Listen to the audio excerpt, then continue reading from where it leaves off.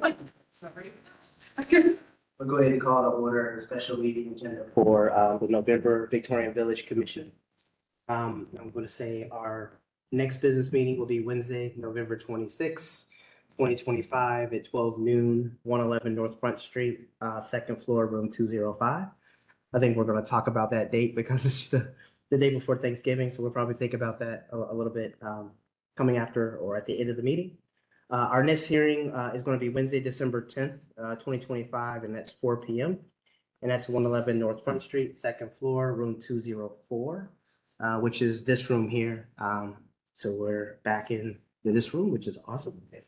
I'm going to swear in staff. Do you state your name, Morgan? Yes, I do. Oh. I swear to tell the truth, Morgan Grau. Do you agree to tell the truth and nothing but the truth? I do, Jacqueline Mizell. Yes. Thank you. Thank you. Really appreciate you. All right, introduction of commissioners present. David, you start. Kevin Parzik.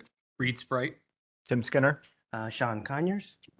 All right. So overview of any hearing format, Morgan and team. Do you guys want to talk through any of that? Not this time, and we don't have anything for public forum either, Commissioner Conyers. So. Okay, that's awesome. So no public forum. So we're making up time, team. All right. Approval of staff approvals. Is there a motion? Motion to approve staff approvals. Is there a second? Second. No, perfect. All those in favor say aye. Aye. Any opposed?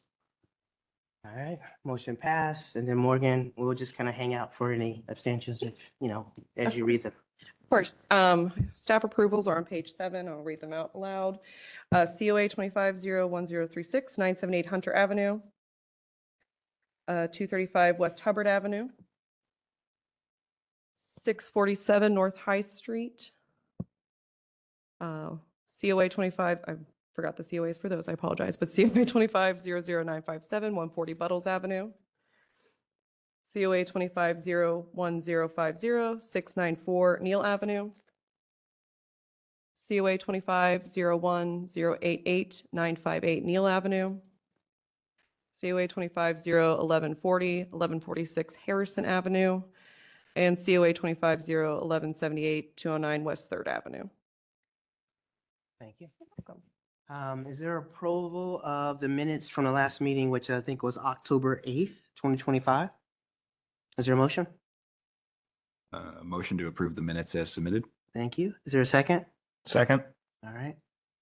Any further discussion, team, at all? Okay, all those in favor say aye. Aye. Any opposed? Motion passed. So. And there aren't any abstentions to the staff approvals at this time, correct? No, Okay. we didn't have. All that. right. Thank you so much. Perfect. And then I'll kick it over to you, Morgan, for staff reports and kind of working through that applications. Right. Number 1 is COA 25-0648, 1193 Hunter Avenue. If there's an applicant present for that. Okay. Afternoon. Hello, sir. How are you? I'm doing wonderful. That's good. I think she's going to read off a Then application we'll swear. and we'll get you sworn in. Awesome. Thank you. All right, this is to install 10 solar panels on the garage. Per submitted documentation, electric to connect to the existing utility meter per submitted plans. The following information is referenced and taken from the minutes of August 13th, 2025. Does the commission want me to review any of those meeting minutes at this time? Okay, you're welcome. This was also continued at last month's meeting in October due to absence. But applicant has revised application prior to the October hearing to remove the solar panels on main house and to continue with the 10 on the 2012 frame garage. Staff recommends approval of application for 1193 Hunter Avenue with any and all clarifications submitted to HPO staff for review and prior to issuance. Basis of staff rec is CC 311611, standards for alteration, Victorian Village Guidelines Commission roofs, as well as National Park Service solar panels on historic properties bulletin. Thank you, Morgan. Thank you. Can you state your name, sir, and get you sworn in? Absolutely. My name is John McNamara. Do you agree to tell the truth and nothing but the truth? I do. Okay, thank you, sir. Anything else you want to add about the application? No, sir. No, pretty simple. Okay. Pretty straightforward. We took it off the building itself. So yeah. Okay, perfect. All right, team. I just kind of remembered, I know that we were wrestling with the location of them on the main home. Mhm. That resolved it. And I think that there was some maybe thought about conduits and things like that and painting and I think those kind of things and just making sure that, because it was a little bit different, but Thought I we think had it's approved, helps. didn't we approve it with a fine, or did we, I guess we never I got know to we the. never came, they were going to evaluate and reevaluate if they could still make the performer work, if I remember I got correctly, it. with the Mhm. reduction. Thank So, you, thank you. yeah, just thinking about, so, any additional comments at all? No. I guess I would just have one point of clarification. Is there any plan to do any work on the roof of the main house in this application now? There is not. So there's still a fire path shown, but that's just a Yeah, leftover just annotation. Leftover remnants, yes. Awesome. Good catch, Kevin. I don't think I have anything further to discuss then. Okay, you want to make a motion, Kevin, with that, Sure. just that clarification, just to put in right in that? Sure, yeah. Thank you, sir. Really appreciate it. So I would move to approve COA 2500648 at 1193 Hunter Avenue as submitted, with the condition that no work is performed at the main roof of the residence, at the main residence on the property. Awesome. Is there a second? Second. Anything else for the team at all? Okay. Vote. All those in favor say aye. Aye. Aye. Any opposed? Motion pass. Awesome. Thank you. Thank you. Thank you. All right. Okay, move on to our next continued application. This is COA 24-00402, 56 West Star Avenue. Do we have an applicant present for that application? Right. Double checking 56 West Star Avenue. Mhm. Doesn't appear so, so we can circle back. Okay, so number two, we'll come back to. Yeah, we'll come back to number 2. Thank you. No problem. All right, we're on to application number 3, COA 25-00806B, 250 West Poplar Street. I'll let the applicant get settled and then we can read our staff report. Okay, awesome.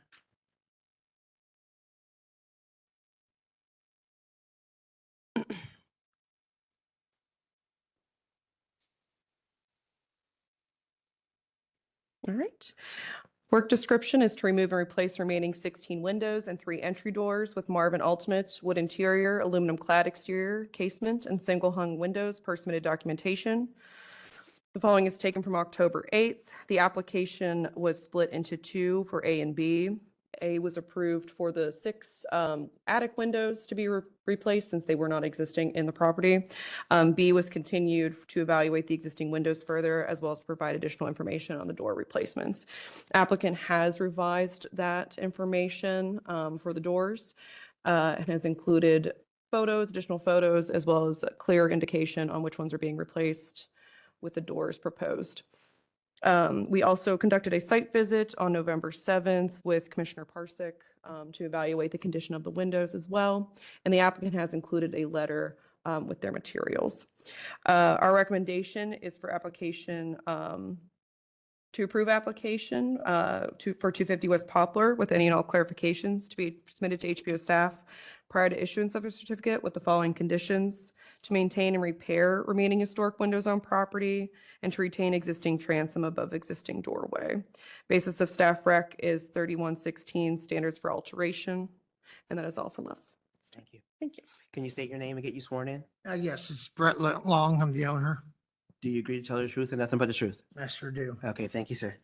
Just turn it over to you. Anything else you want to add about the application? Not as, if you've read what I've submitted, Yes, sir. then I don't really have anything else. Okay, all right, thank you, sir. I don't know what else I could say. Okay, no worries though. Really appreciate it. I mean, I may have comments on what you guys decide, so. That's understandable. Understandable. So thank you. Really appreciate you meeting us out on site too as well and working I through that. appreciate So, I appreciate you doing it for, okay, and your continuance as well. thank you. Awesome. All right, team. So, Kevin, you're gonna have to bite on this one a little bit just That's because fine. of you were present. So really appreciate you. Yeah, I mean, one thing that I guess maybe a question for staff too. We did notice in our walkthrough that some windows that were on the first 2 stories, which I would say, to recap from our last meeting, we did split the application to address 3rd-story windows, and those are being replaced. Yeah. Primarily because the 3rd-level windows were not of historic material. Yeah. We did observe there were some non-historic windows on the 1st level, I believe. Mhm. So I would say that the approval of the application based on the conditions you've listed, your recommendation of that in the staff report, those non-historic windows could be replaced if the applicant wanted to pursue that Yes. route. Basically, that's not a condition of the staff report as it No. stands right now. And but- we can update that because it wasn't brought to our attention until, I guess, that site visit, that this window 208 is a replacement. So that one, of course, we are Okay, more than in window support of 208. replacing. Yeah, we might want to just describe that in our Yeah. discussion here today. And the other window wasn't the full window per se, it was just a sash that was replaced. The bottom sash was replaced on the front, one of the front facing windows, not the picture window, but one of the front facing double hungs. So apart from those details, generally my overview would be that the windows I observed were in good condition, despite some glass being broken, probably due to the fire and firefighting activities. But the majority of the wood windows appeared to be in sound condition. They didn't exhibit signs of long-term water damage or decaying wood, or a substrate that wouldn't be able to be repaired. So I would generally agree with staff that the best way to meet the code and guidelines for this application is to repair historic windows in place. As for the door scope, I would tend to agree about retaining the transom as well. That's a very much same condition as the windows. And I'm trying to remember the details of the application on the doors, because I think we have cut sheets submitted for doors in these materials. Yeah, I can For locate steel those. doors, Yeah. For these, Okay. are, Typically, and then a front street facing steel door would not be something we would typically approve, or the guidelines wouldn't support that type of door, that material of door. Restored. Yes. Yes. I don't have, do you have a transit on it too? I think, yeah. No, it didn't. I can't remember. If it does, it'll stay. Right. Oh, yes, we can locate that Yeah, I picture of think the it did. I door. can't remember exactly. Yeah, it's right here on this door. For door number 3. Front door. So you say the front door is intended to be, The back door has a transit. right, so the transoms on all doors would remain if existing. And that should only be on the rear door. Okay. so is the front If the door, front and the back door have transoms, the side and the balcony doesn't. is the front door on this list of doors to be replaced? So it's not one of the three. We have the side, the back, which are the two same doors, and then the balcony one is the full Got pane it. Yeah. door. The front door was previously approved for restoration. Understood. Got it. Well, it's going to be restoration. Okay. All right. That helps. I think that was an item from last time that All we right. didn't have as much clarity. So appreciate the Yep. additional photographs and working through that. Okay. So anything else, Kevin? Just, I think the doors were pretty clear now. Yes. And then your observation of the windows is pretty clear. Okay. Read anything else that you need just to try to understand? No, at I all? think I'm on board. Okay. Anything else that you, okay. I was coming to you. I didn't have any more as well, but yes, sir, go ahead. I, first of all, would like for you to clarify again what you consider good condition, because I've lived there for 28 years. And most of them don't work right. They're not airtight. I put the locks on them myself and they're not even matching, I don't think. And so I depend on those triple tracks for the weatherproofing of the house. So what do you consider good condition? Yeah. I've lived amongst it and I've had bills out the wazoo. I know I'm gonna shift a little bit back because it's hard for us to kind of that baseline, because I think what we're doing is kind of responding to staff. So I'm just gonna ask staff to maybe, because I think that may be the most appropriate way, if that's okay. Okay. Yeah, of course. So for what we did see on site, the wood structure of the sashes are in good condition. Same thing as with the jambs. Functioning does not constitute a reason for replacement, since the mechanicals can be restored, with the ropes, pulleys, and weights and things like that. Weatherproofed? Yes, they can. There can be additional weatherproofing that can be done to the windows within the jam. There's different types of weather stripping, historical weather stripping. There's such things, a T-bar weather stripping that's kind of inserted into the sides of the windows, as well as some more modern materials that can be added, without having to Oh, there's just different types of weather stripping. Then it's not, you're not taking historic value. right? Well, no, it's weather stripping, so it's different. It just helps add to weatherproofing your windows and things of that nature. Of course, the weatherproofing can be done through the storms, which you do have now, which actually has been helpful to maintain, the integrity of the wood for your windows. Have you seen one of these restored windows, completely restored? Yes, actually, I used to work on windows and I have restored them personally, so I do know how that works. Mhm. Curious. Yeah, so I have previously worked on historic windows, and restored historic windows. So yes, there's different types of weatherproofing that can be done to them. There's also of course, you can add maybe a thicker pane glass in the windows if it doesn't, compromise the, molding within the window and things like that. The side walls, the sash, is that part of the, The jam part? yeah, the gym, I guess. Mhm. What do you, 'cause that's not historic, The jam would be historic with the windows. it's not historical, they were replaced When were they replaced? with the last owner. Oh, When they, they built, what they did is they built a house within the house, and when they did that, they had 4 extra inches of place, and what that provided them a window seal to put things on and such. And they're all that way. well, the jam itself is where the window sits. That's the track. The trim inside on the stool is a different type of system. That's not where the mechanicals sit I for think the it was from window. the side of the track forward. Yeah, so that wouldn't be a part of the jam portion where the window sits. So that's all should be in the same historical era of when they were installed in the building.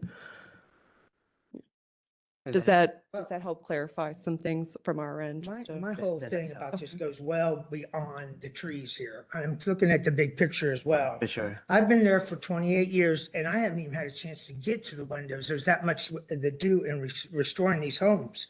And I've been one of the ones that have put a lot into the outdoor, the home, because I'm surrounded by 3 streets. So you, as a society, as a commission, are approving for 3 vantage points, not just one on, like in some places.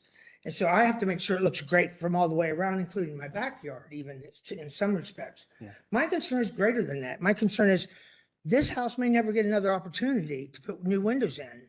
May never get windows again or ever. And if I'm going to use restored ones, I'm going to keep the triple tracks Yeah. because they're what provide me the weatherproofing. For sure. And so I sit here and I think, beautiful new windows at the top, old triple tracks down below.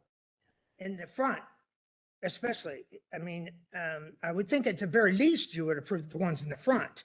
Because I'm going after that consistent view throughout For sure. the property. And so that like I said in my letter, if you all read it, Yes, sir. I'm trying to keep it up with the times too. Yeah. The understand. triple track wasn't a great thing back when it was approved, but it had to be approved at the time, given its circumstances. For sure. I'm saying now is the time to replace these windows. I've lived with it. I don't know, I personally don't know a soul that can do what you guys are suggesting that be done and get all 16 of them done in the time that the insurance company is willing to pay. And that's the bigger problem. The insurance company is not willing to pay for a repair because they're saying that you can't prove that they meet the contamination requirements of the soot and the smoke. So if they're not going to pay for that, then nothing's going to get done with the windows at all. And there we sit for another however long I'm there, because I'm not going to do them, of course, at Right. this point. And the next person, if they can afford it, great. But windows are a big undertaking, as you can tell. And I don't know too many people that can afford it, which is why they're not done that often Yeah. in the homes. Completely understandable and appreciate that. And that Really do. consistent view all the way around For is what sure. I thought. I think that honest. we completely understand. I think the last meeting, you had a strong argument for it, which I think is what prompted that next step to be able to make So, sure. Yeah. And obviously make sure that we were coming to a conclusion that was going to be beneficial, but also met the integrity of the guidelines. And I think we're kind of stuck. mean, I I'm think kinda that same idea that you're looking at in terms of consistency, I think that's our goal too as well, is to maintain consistency. And hold up, Mr. Long. And I think just being able to maintain consistency, and that's not necessarily just your property, but at least how we are looking at what the guidelines and upholding the nature of the guidelines as it reflects I'm going to say, window replacement that is extremely sensitive. So Yeah. completely understandable. So if there are things that other hardships that come out of that as it relates to insurances and things like that, that's really outside of our purview. And we want to be responsive, but unfortunately we can't, right? That's not us. So I think the only thing that today, based upon where we are, is to be able to give you an approval based upon the replacement of the doors, since with a clarification, the windows, I think the two windows that Mr. Parsik and HBO staff witnessed that were not original, those would be able to be varied in order to maintain what's what's mentioned in the guidelines and stay as consistent as possible. How are you That's- advancing the community with the times? How are you I keeping- can't answer that. Again, I can't answer that, and I don't think that that is the purview of the application. Mhm. I want to stick to, I'm sorry, Mr. Long. I want to stay, Are you sure? and I want to advance your application and be mindful and help you. But I think that we've done that the last two, and right now, this is the result. And if there are other things that we can do, please, By what one commissioner is saying. it's not about, again, I think we've taken the right steps. And so all I'm going to do is address this. Did we do everything possible? Is there any other option that would allow Mr. Long Front. to be able to uphold or be able to travel down a path that would allow or that would help his application continue to move forward as submitted? I will say at this time, I mean, we have conducted a site visit at least 2 or 3 times on the property. I believe we've evaluated as much as we can for the windows. I think for both times, we've come to the same conclusion with the windows still being in, restorable shape. Of course, we would like to move forward with hopefully an approval. There is the process of a possible denial where, of course, Mr. Long can come back to the commission or through BOCA, depending on which course of action for denial or, oh gosh, what's the word I'm looking for? Financial hardship. Yeah, financial hardship can come back to the commission and discuss it that way. But of course, at this time, it would not be allowed to have that conversation since we do not evaluate based off of monetary means. So it could be denied. You could appeal that denial, Mr. Long, and it could come back to a commission at a future hearing. Or of course, the other 2 actions of board commission appeals and what's the I third? will be doing that. It's just- There is some specific city code that you could look into to see if you qualify for the financial hardship. Mhm. And so recommend taking a look there. That's in the point, really. Those are just those are the process and procedures that we can follow for our meetings and conduct from this time. I'd like to hear from you all. How are you advancing the property and the area? So advancing would be to me maintaining the historic material on these properties, because that is the purview of the commission, as ourselves with the Historic Preservation Office, is to maintain as much historic fabric as we can. So when we go out to these buildings, we do evaluate to see if the condition is in repairable condition. If we do find that, then we do definitely highly support maintaining that material, since, we could be losing that historic material every day. The front, can we at least approve the front of the place? Well, that could be a conversation with the commission at this time. That way, at least there would be consistency amongst that. Typically, the front-facing, facade of a building is the most sensitive Yes. I and the understand. most historically contributing portion of a building. That's also where you're going to. Mr. Long, I think you've asked your question though, so let him speak though. You've asked your question. I think it's only fair. With them. I know, but I think that that's the thing that I don't want to, I want to make sure that we move through the application. That's my goal. And I think my goal, hold up, Mr. Long, my goal is to try to help you right today. So I think we need to try to make sure that we stay close and tight and understand that so that way we can move the application forward. That's all, Right. sir. I just don't want anybody getting frustrated. Mhm. Thank you, sir. I'm frustrated But because I don't want you getting frustrated with us because these are things that we can't really, these are outside of our control. I've run meetings like that. I was Yes, the sir. treasurer of the society. I for understand, years, sir. so I know really where the appreciate it. gavel goes. Really appreciate it, sir. Go ahead, Kevin. The guidelines wouldn't support that. Mhm. So the short answer would be no. Replacement of only the front windows would not be something we could support. Okay, Mr. Reed, do you have any thoughts about that? Okay, Tim, I just want to be sure. And Sean, I think you outlined it that not just looking at it at this individual property, but as as a holistic thing for the neighborhood. And that's where going back to the guidelines and doing the due diligence, working with you to understand the condition. And that's always going to be our, the way we're directed is when preservation can occur, that's the way we're going to go.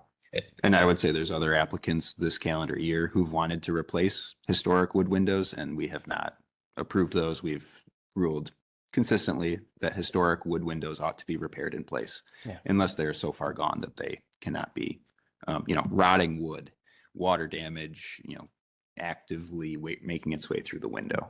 And that just it wasn't visible in any evidence that's been submitted or on site so far. I understand. And I guess I will add one thing, we're not just saying these things in a vacuum. Like I have an appointment Wednesday to install new triple track storm windows on my own home in Victorian Village to maintain the old wood windows. So it is hard to do. It's hard to find people that will do these things. And that's just, that's what we do in the name of historic preservation. So I understand where you're coming from and the benefit of new windows and all that goes with that. And the fact they're completely paid for.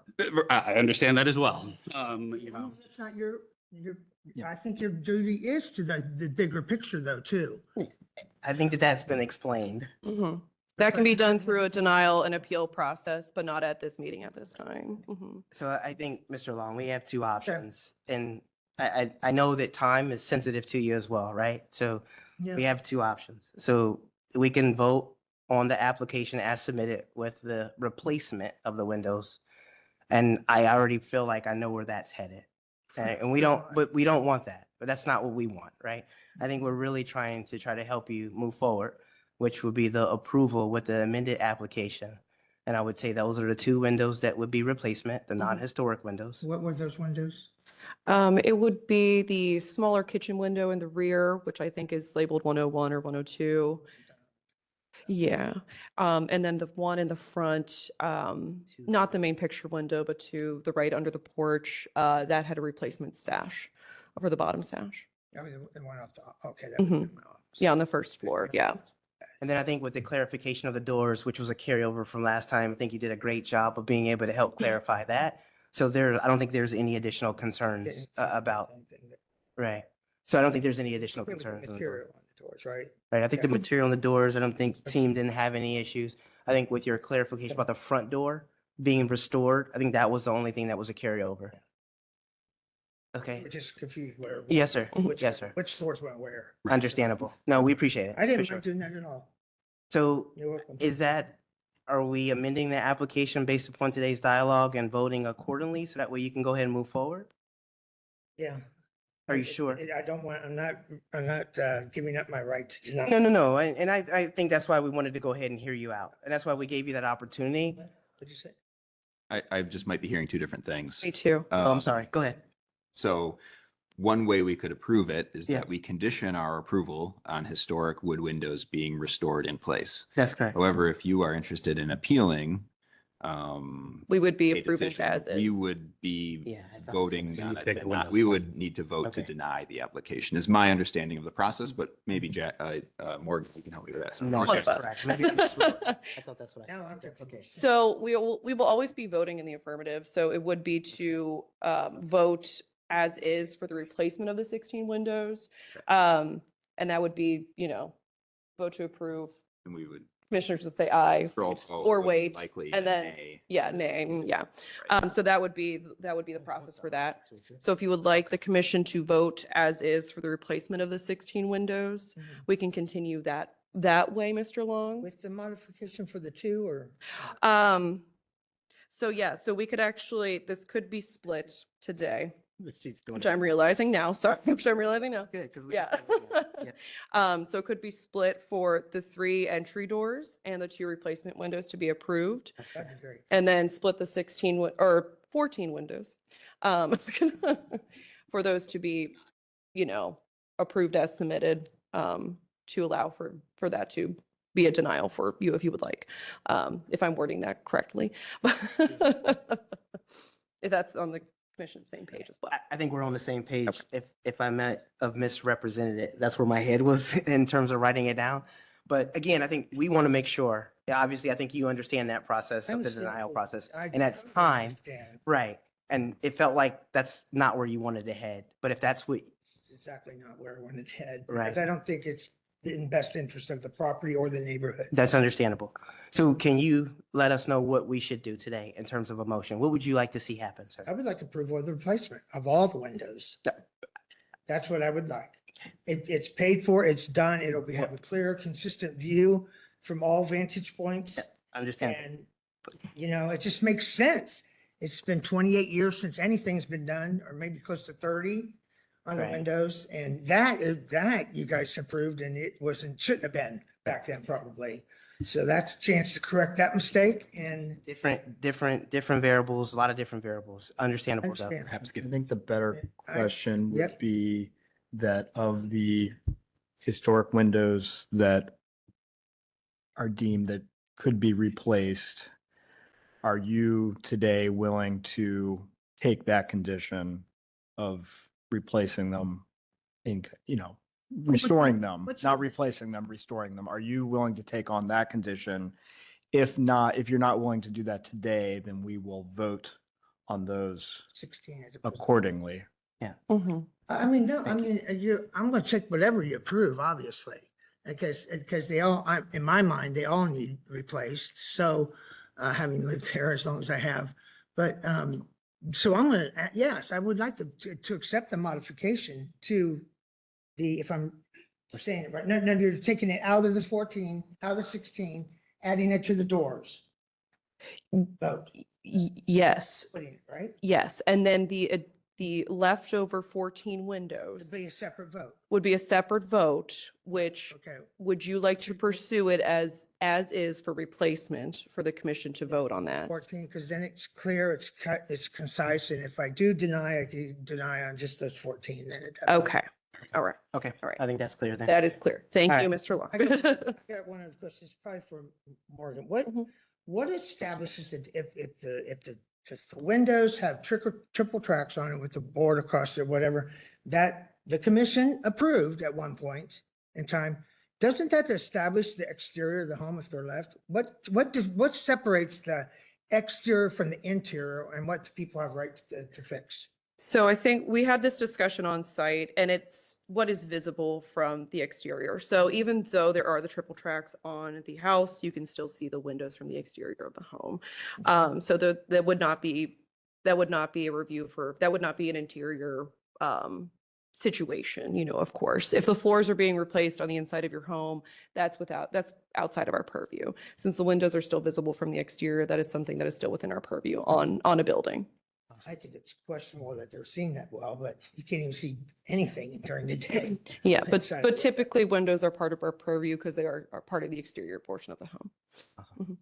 So I'm going to go ahead and kind of move to a motion for item A, which is going to be the replacement of the two non-historic. So we've kept I'm the sorry. numbering from the old one, so we already have an item A. So let's go officially. B. So this is B now. This is B. Okay. So And then make the it next B one and would be C. C? Yeah. Okay. Thank you, gentlemen. Really appreciate it. It'd be clear. So thank you so much for being clear, guys. Really appreciate it. I think A was our third story windows. Yep. It was. Yeah. Because this was item B. Or if you want to do Yeah. B-1 and B-2. Okay. Okay. we have to adjust any wording. Okay. So what was decided then? I just want to make sure. Fine, Mr. Long. So this was previously split at the last month's hearing, so we're just Right. splitting it again, but just trying to figure out the right type of, Split. lettering. Okay, gotcha. So you're So- putting the doors, you're putting the two windows by themselves, or are they going to be with the doors? With the doors. That's correct. Okay, So we have the two non-historic windows and the door clarification and replacement that was talked about for item B1. Mhm. Is there a motion? Team as submitted? Yeah, I'll go for this one. So make a motion for COA 25-00806 B-1 to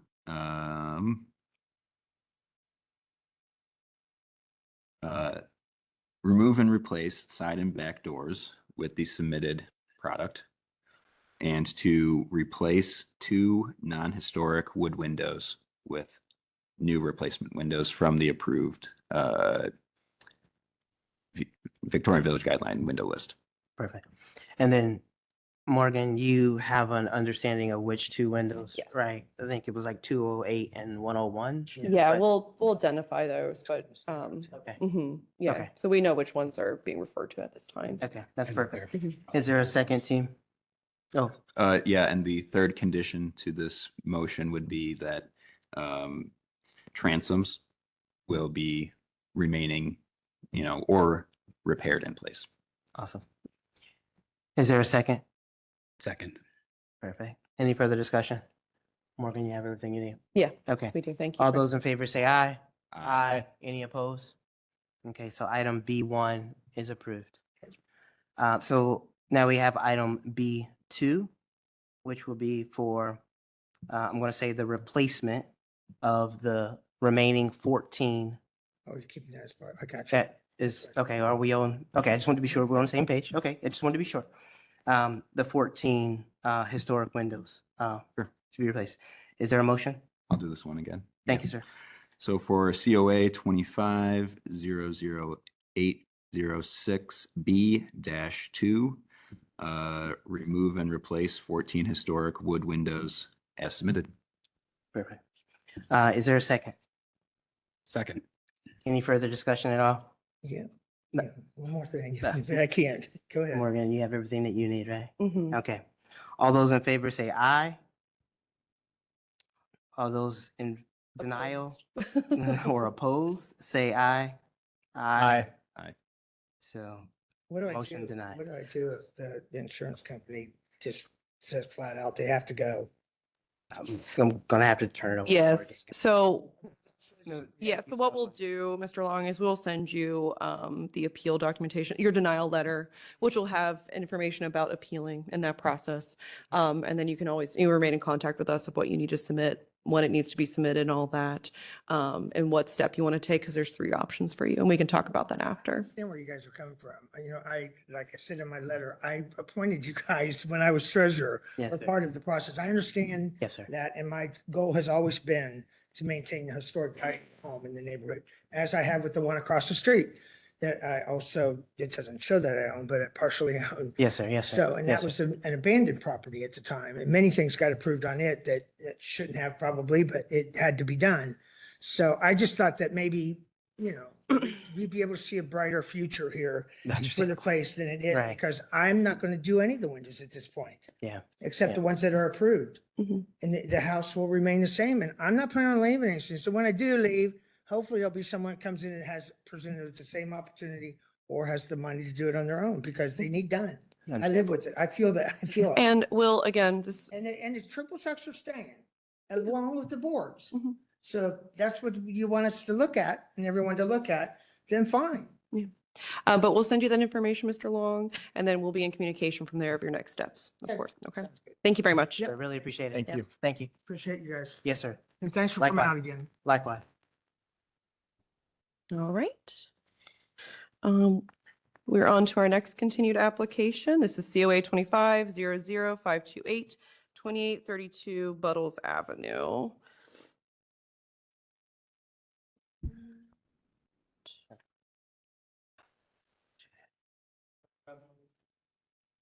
Oh, no. No, I'm removed. A second. Yeah, take your time. I'll just get started on the proposed work description. So this is to remove existing shrubbery and install new landscaping shrubbery per submitted site plan, retain existing Sergeant crab apple tree, replace 36-inch concrete sidewalk with new reconfigured concrete sidewalks, use existing single-core CMU block curb, and install new dry stack stone to match. Install 3 new 36-inch Victorian light gates. Staff analysis, the following is taken from the August 13, 2025 meeting minutes. Would the commission would like me to review these minutes this time, just since it's been since August? Are you good? Okay. Always I wanna refresh. Make sure. Team, are you guys okay with the meeting minutes? Not, okay, perfect. Go ahead. All right. You don't have to then. Thank you. No worries. Always like the refresher just in case. Thank you. No problem. Applicant has revised application since previous review in August. Revision includes the removal of the proposed 16-inch retaining wall with aluminum railing above, More landscaping has been included, and proposed gate at concrete sidewalk entrance to the individual residences are a part of this application. Staff recommends approval of application for 2832 Buttles Avenue. Then all clarifications to be submitted to HPO staff for review and approval prior to issuance of a certificate with the following conditions. We have two recommendations at this time. It's either to remove the metal gate from the proposed design, or if the commission is in support of the gate, for the gate to be solid wrought iron or steel in lieu of the hollow aluminum material that's proposed. And basis of staff rec is 311613, standards for site improvement and Victorian Village guidelines, fences and yards. Thank you so much, Morgan. Of course. All right, you guys state your name, get you sworn in. Rick Caraba, Perfect. Austin Steinmetz. Okay. Do you both agree to tell the truth and nothing but the truth? Yes. Perfect. Thank you.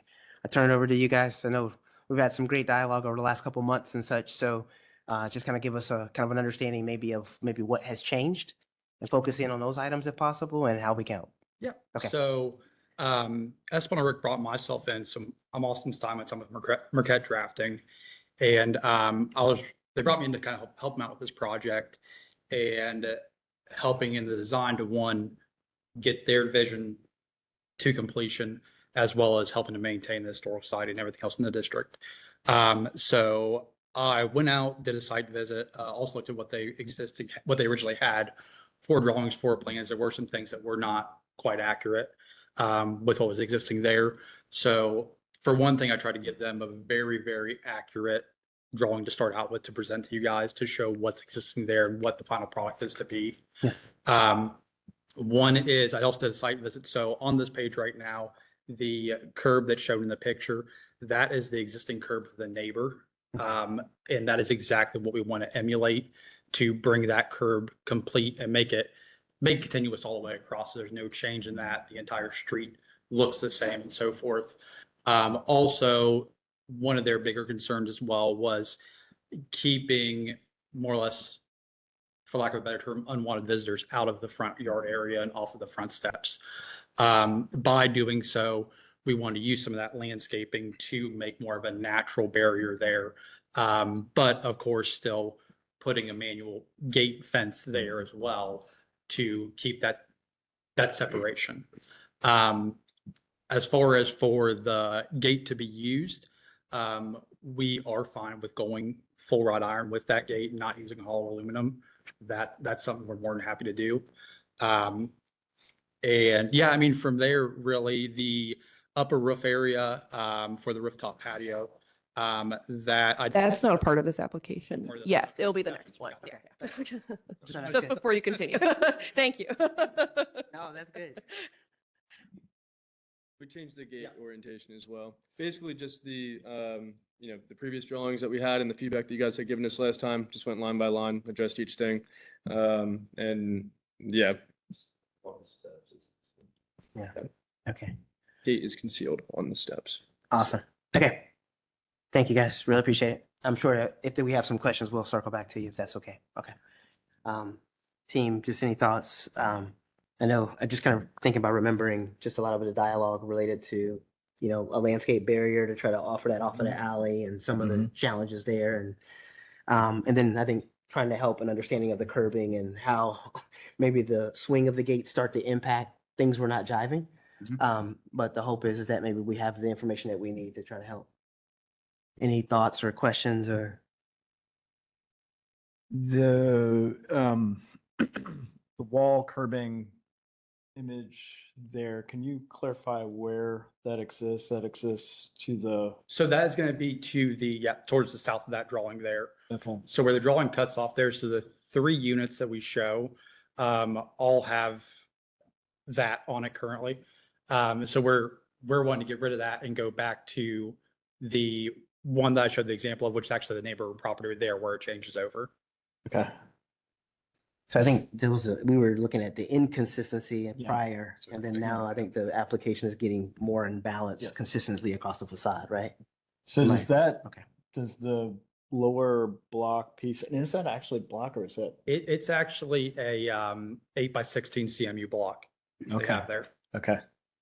And that's a Um, stack stone on top of that. So does that exist already on this That application? exists or- going through over to this property. But not. However, you it's need- starting to get deteriorated down Okay. inside of there and starting to basically, it's not true vertical anymore there. It's Okay. getting pushed over one way or the other. So you would be doing new for most of it, and then there's a blending piece there where the two kind of Correct. butt up against each other. Okay. Which I believe actually, if you potentially go back, I think that actually one of our sidewalks is kind of that break point where, so that would be a good break point for where that blend would happen Okay. to transition over to the new. Or it might be just a little bit past that sidewalk then. It'd be where it goes over to the neighbor's property, where it's going to be the one that we're matching up to. There, so that's the point. So it'd be Pause there. about 6 foot there that would blend, and then from there it would continue on down through. That'd be the same. Okay. Can you back up one photo, that number 11, please? And then if you zoom in just a little bit, one thing that occurs on these, which I think is a nice terminus, is it actually does turn a 90 up against the stair. Mhm. And I greatly appreciate the kind of the modifications here and the creation of that consistency, but I think that would also help if possible to kind of make that quick return up against the Yeah, just do the like stairs. a 90 for that Yes. about Yes. foot to foot and a half area of that first step going up there. Yeah. To where it blends into the grade going back up to the structure. Yep. And so from a planting standpoint, the boxwood is the only new being recommended here. Right, because there's that existing tree that's already on the property. And Okay. then it would be doing the new boxwood shrubbery to be more of that living barrier there for Okay. that. And the intention is to manicure that as a hedge? Correct. Okay. Yeah, and it's also, it's not to exceed 36 inches as well. Okay. I don't want to go anything over what a standard, like what a standard height fence Yeah. would be, something like that. I don't want to block the facade of the house or anything along those Okay. lines. And part of that will just be the ongoing maintenance Correct. of that to maintain that. And I think that's, with this solution, I think that's kind of critical too, with the gate kind of hanging out there on its own, that this boxwood really is the sides to that. So they all kind of work together. And I Right. think that's why it works. And so I think it's really critical that, one, the right material for the gate, but two, that boxwood hedge is maintained to kind of meet that intent. Right, that way you don't see just a random gate hanging out there or something along those lines either. Yep. Tim, do you have any thoughts on the moving of the sidewalk so that it lines up with the doors now? So it used to be straight out from the stairways. Oh, I see. Now they come So back that's a in. It would be inconsistent with the rest of the bid, but I'm not sure that it's a bad Modification. change. Yeah, I think I think that's okay.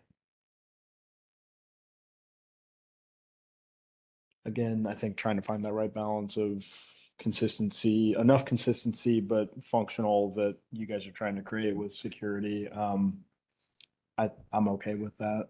Yeah, no, I think, we've had this conversation before about, walkways leading up to doorways, right? And it's kind of an interesting fix. Yep. Potentially. Yeah. Want to make sure it's.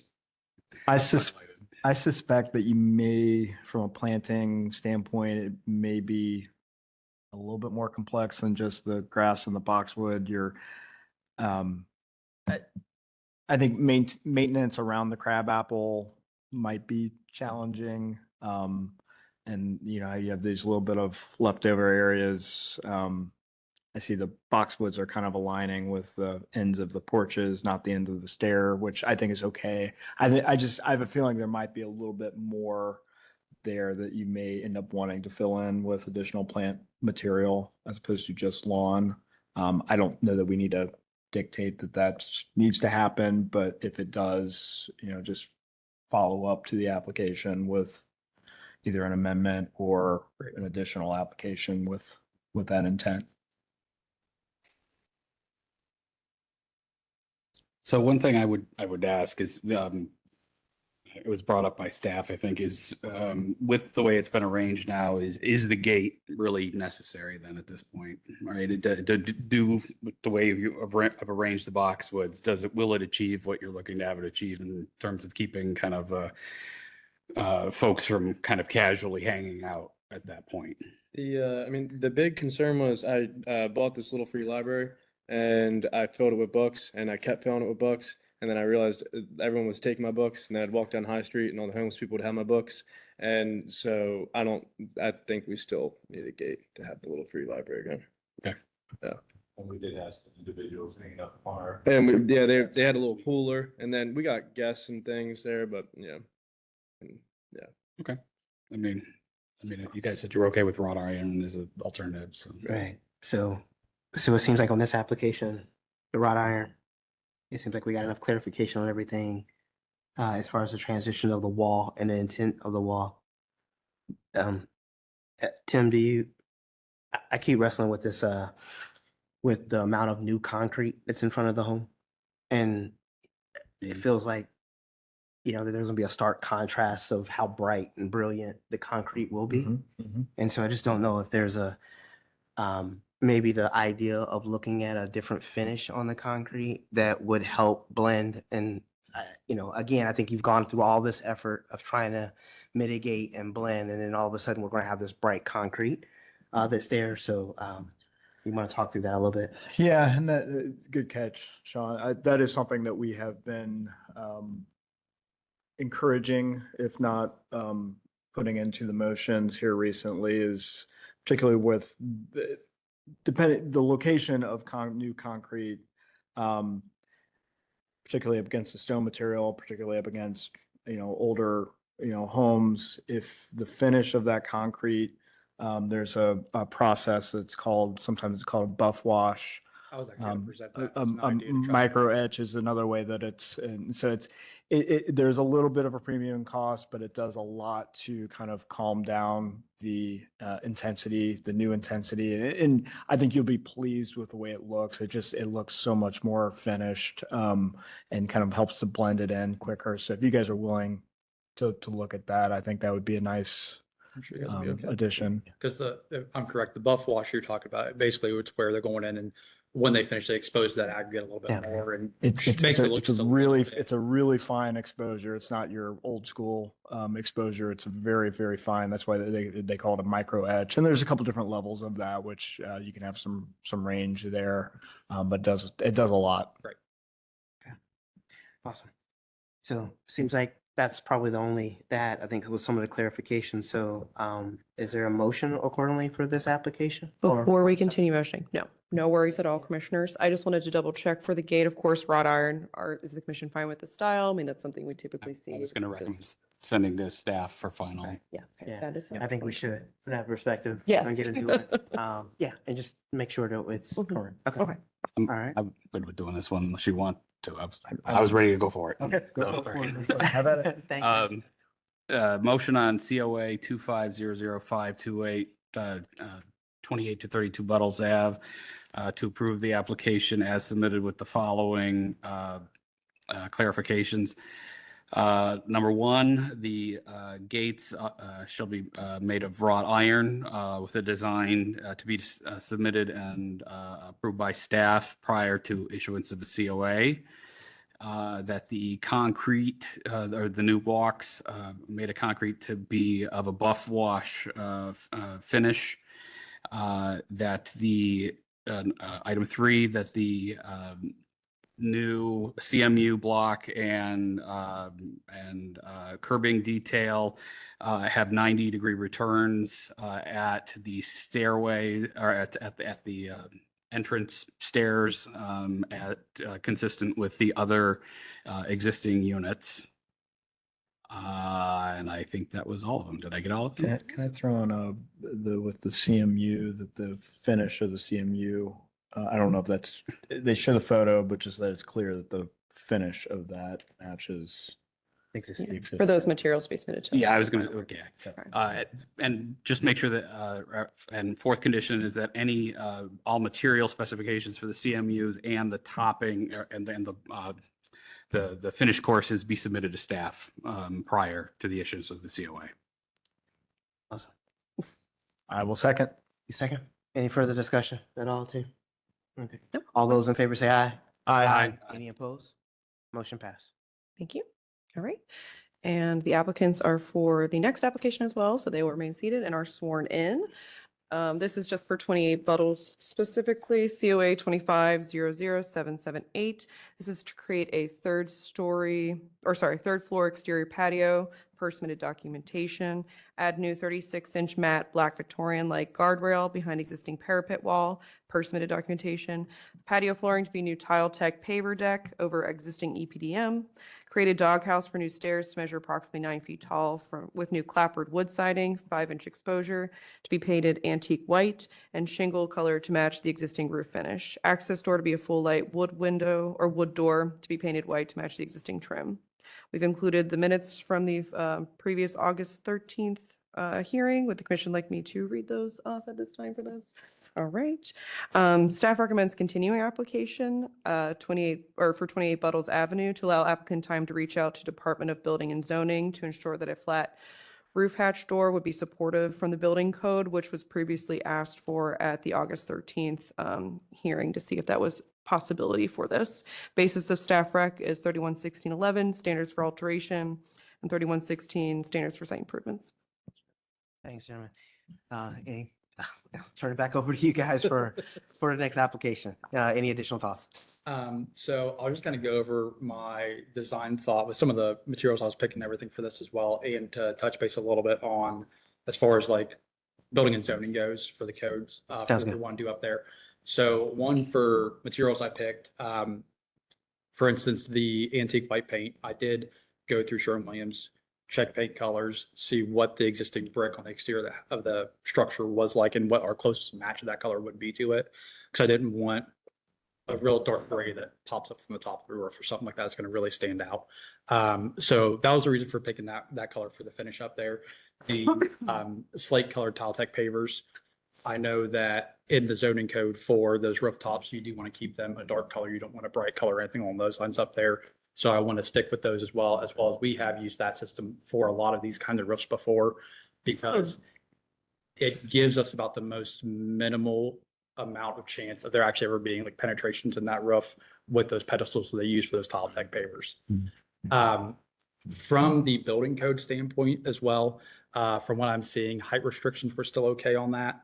And as far as accessibilities and so forth, I did make sure that we were having large enough landings and so forth for where that stairway comes up.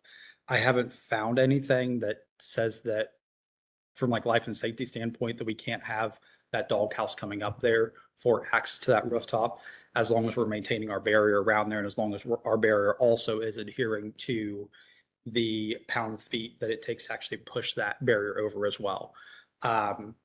That's really everything I can think of right now. I mean, I'm trying to stay with keeping everything as close to the look of the structure as we can, with giving Ricky and Esteban kind of what they're wanting with that extra patio up top there as well.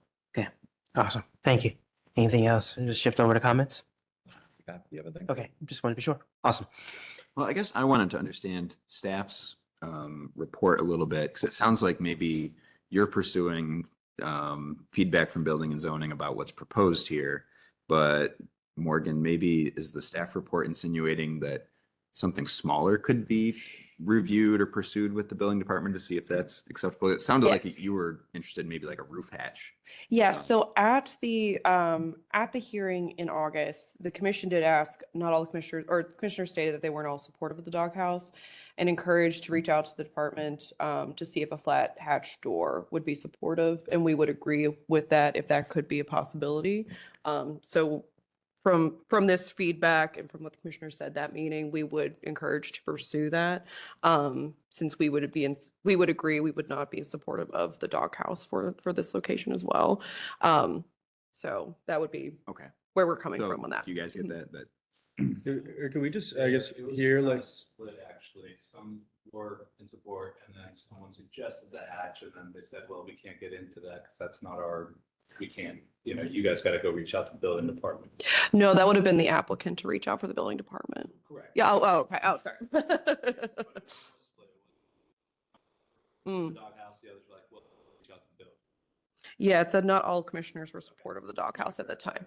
Oh, We No, not all were, but some may have been, yes. But we would agree with Commissioner. I think for that. your design is for something a lot more conventional, like stairs and essentially a small building addition. But what I think some other commissioners were interested in is, can you just have a hatch? You know, a much smaller thing that would be permitted by building code to be used for someone to go up to an occupiable roof deck. Mhm. So I personally would have to look into that a little bit more. Sure. My only concern as far as building code goes for doing a roof hatch there instead is if they would have any issues as far as landings go, Sure. or walking up the steps, standing on a stairway, trying to open a hatch and then proceed forward without having actual physical landing there. It'd probably make it quite a bit more complicated for how we'd have to make that work if that was the case, if they wanted a landing and then to the hatch and then do probably more or less ship ladder to get up there. That would be something they would potentially facilitate if that was the route we had to go. But I do know that would it definitely make the project quite a bit more complex to make that work and make it usable and everything else as well. Okay. To me, as I was seeing this and reading the staff report, Mhm. it seemed like a disconnect. Yeah, sure. So I think we've at least been able to talk about, you know, with some clarity, sort of what staff is looking for more feedback on potentially. I think what happened subsequent is that I think staff weighed in on it subsequent from between the hearings, right? Is that Maybe, I'm not sure. What was that, That's true. Commissioner? it's the staff has said that they support looking at the hatch, Yes, and Yes. that was if that would be an subsequent. option. If Yeah. if that's not right. Mhm. Prior to So- that, it was just us as commissioners Mhm. opining on it. But So- looking at that feedback, we would agree just to see if that is an option, because if so, we would probably be more support of that. If not, that of course is an additional discussion, but at least that material is with us at this time, or at that time for further discussion on that with the doghouse, you know. I think the point is we want to make sure that's been fully vetted out, Yes, which it currently hasn't. thank you. yet. The better way of putting it, Commissioners. Awesome. Okay. Anything else, team, at all? I think, just for me, I know that there was a lot of dialogue relatable to the extent of the existing parapet, trying to make sure that we are maintaining the existing parapet. If there's a way to walk this deck back without impact to the existing home or structure. And I think we had a lot of questions relatable to the parapet. Yep. That's something that you've probably tried to move forward. Can you just kind of talk through a little bit of the scope of work there? Yeah. So, Okay. and I think, did I include a detail on there for that? Mhm. Yeah, right there. So we are going to leave the parapet. The parapet is not to be touched whatsoever for this. So it's going to stay exactly where it is. Everything that's going to be constructed on top of the roof for that rooftop area is all going to be inside of that parapet area. So we want to leave all that exactly the same finishes, same cap, everything. And everything will be on the interior of that at that point. So it'll be more or less a separate structure from that and keeping that there as well. Honestly, a majority of the barrier railing up there is going to be covered by that parapet. I'd say as you get towards the back and of course where that steps down, that starts to get shown a little bit more. Yeah. But for the most part, I mean, honestly, as we get up towards the front of the house, it pretty well covers the entire rail itself, but we're still going to put the rail all the way up towards the front there.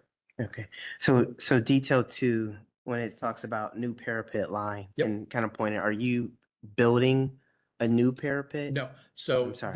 the detail 2, Yeah. where it says existing clay tile wall cap to remain, so that's the existing clay tile cap on top of the existing parapet. And then we have the existing parapet wall as well below that clay tile cap. And then everything to the right of that view is all the new.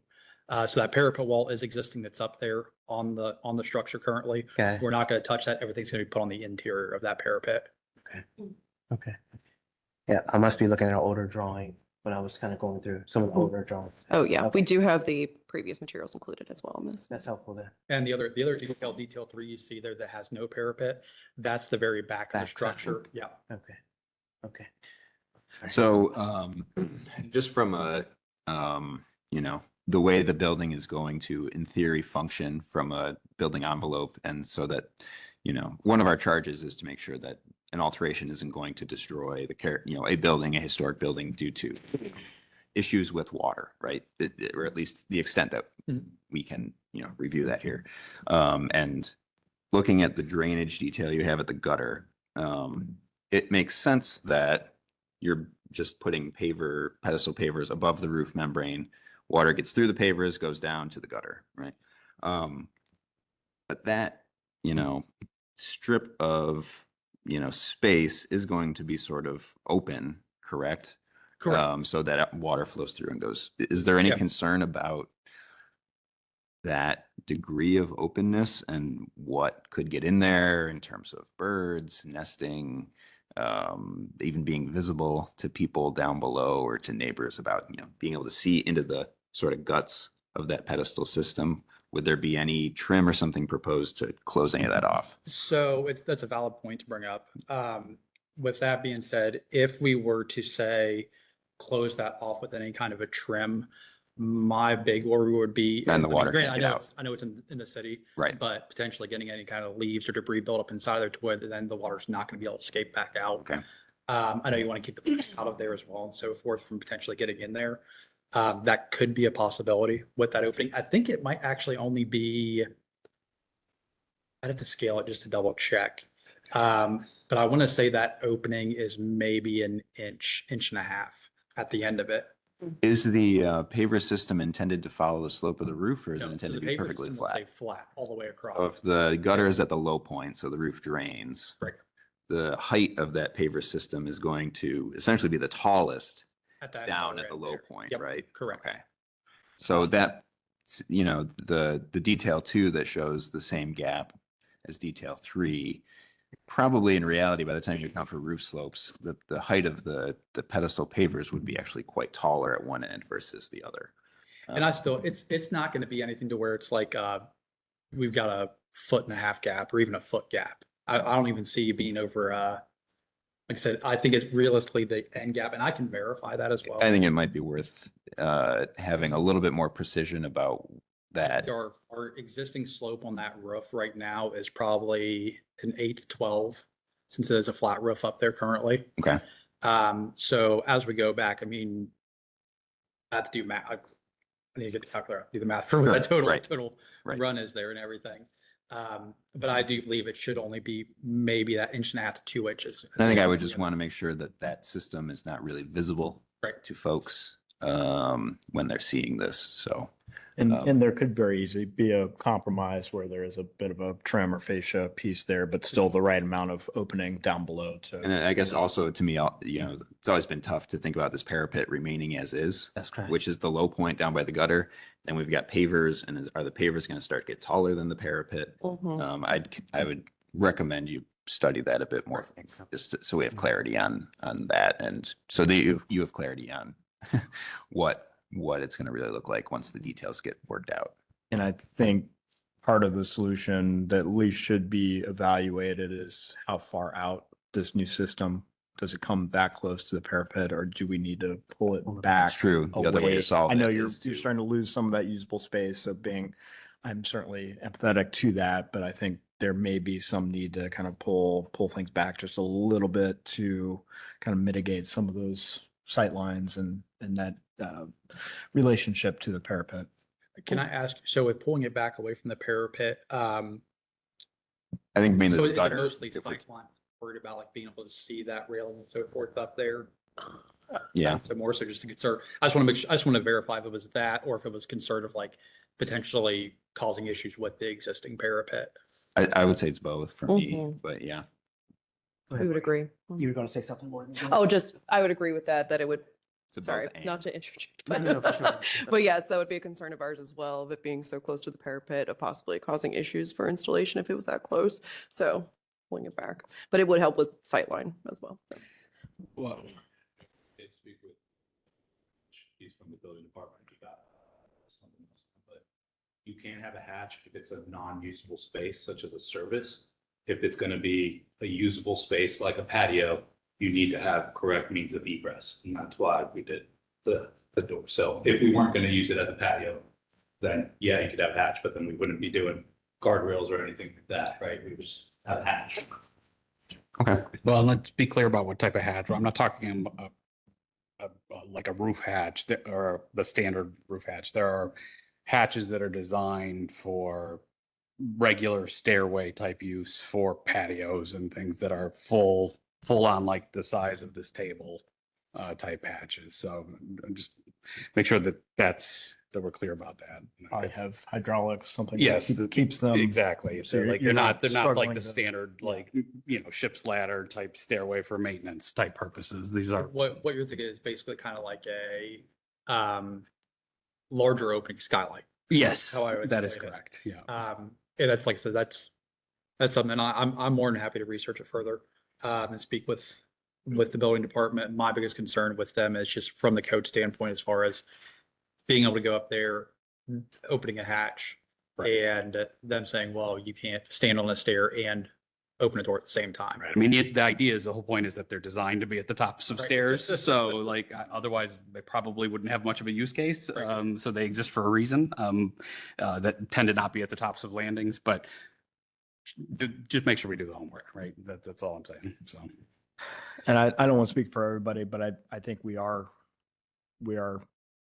I think, appreciate the fact that you guys have studied this and really tried to mitigate the visual impact of this, and certainly appreciate the trying to maximize the use of these buildings. It's just, we're going to be, I think that's why we're a little bit, torn, because ultimately we're going to be up against, if this is allowed here, what that sets moving forward with other properties, and that we have set the right tone of what is the right mechanism to allow for this, having that due diligence of understanding, is this the only way of solving the problem from both a function and a code standpoint, Right. or are there other solutions out there?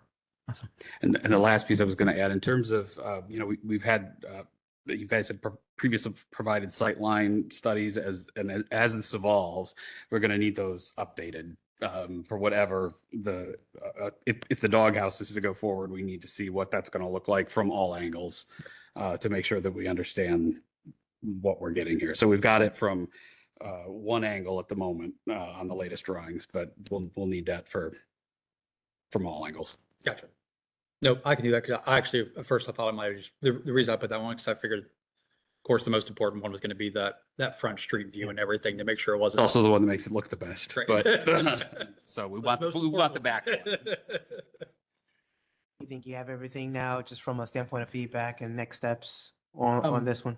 I think so. I mean, there's definitely some research that I'll go into as well to Yeah. answer all your guys' questions and pursue as much as we possibly can. Okay. I mean, I want you guys to be happy with what we're designing, For as sure. well as helping Esteban and Rick get what Yeah. they want for their end goal and everything as well. It may be beneficial just from a standpoint, it feels like there's two options here. You know what I mean? Just in terms of when we come back, that, there's probably pros and cons of each. And so I wouldn't necessarily cut one out and just advance the other. Right. It may be beneficial to bring both back and just, and talk to us about some of those challenges as you continue to uncover. Mhm. That may be good dialogue. One of my slight concerns, we personally don't care that the hatch, doghouse, the two doesn't matter. But it's specifically when talking to Austin, says, well, who's the Victorian Village Committee, historical, right? Trying to preserve the historical value. And the hatch, it's already futuristic enough, with the hydraulic system. How are we going to find, is it going to be an issue with, well, now it's got to be wood for that skylight? Right. Yeah, I don't think that's going to be a problem. Right. We're gonna be flexible. I think having that understanding of the products, I think all of those kind of things are things that I hope through the dialogue today that you guys feel comfortable with that next step, and the application for that option can be built out enough that gives clarity to get the right feedback that you need. So we could speculate, from that perspective, but Would it be helpful to kind of have two scenarios for the next one? no, I think that's the case. Absolutely. Yes, sir. Yeah. Yes, sir. From there, Yeah. Yes, sir. As far as if we're somewhat happy with either one, we could vote on both. Mhm. Yeah. Because additionally, you could speak to building and zoning with that option of that type of roof hash that Commissioner Sprite was referring to, and they could say that's not allowable for building code, and then you come back with a doghouse. But at least we have that documentation of that conversation with building and zoning for the commission to review. So, That could be what it is. Is there any more detail that we can, I guess, add or any concerns we can alleviate about the doghouse per se? Like, is the main thing the sight line and the material? Or, and also just wanting to have a full encompassing sort of, we fleshed out every little detail? Or, are there like some other concerns with the doghouse specifically that we can make sure we address? Awesome. Good. Great question. Great question.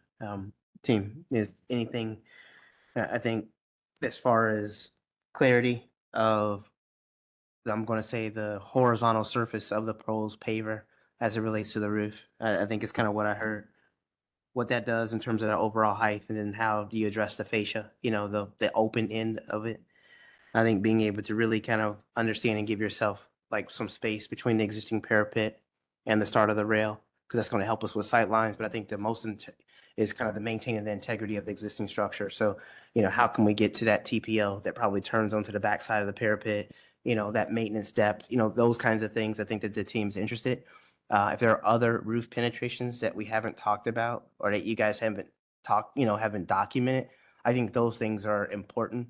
The last thing that we want to do is find a situation where there's a chimney or there's something else that's there as an obstruction that would impact what you guys are, and then all of a sudden work has to stop and all of those kinds of things. Right. So if we can get more of that clarity, materiality of the siding, products, materials or product data on the railing that's being proposed, all of those things, I think all of that is what is going to build out the application accordingly.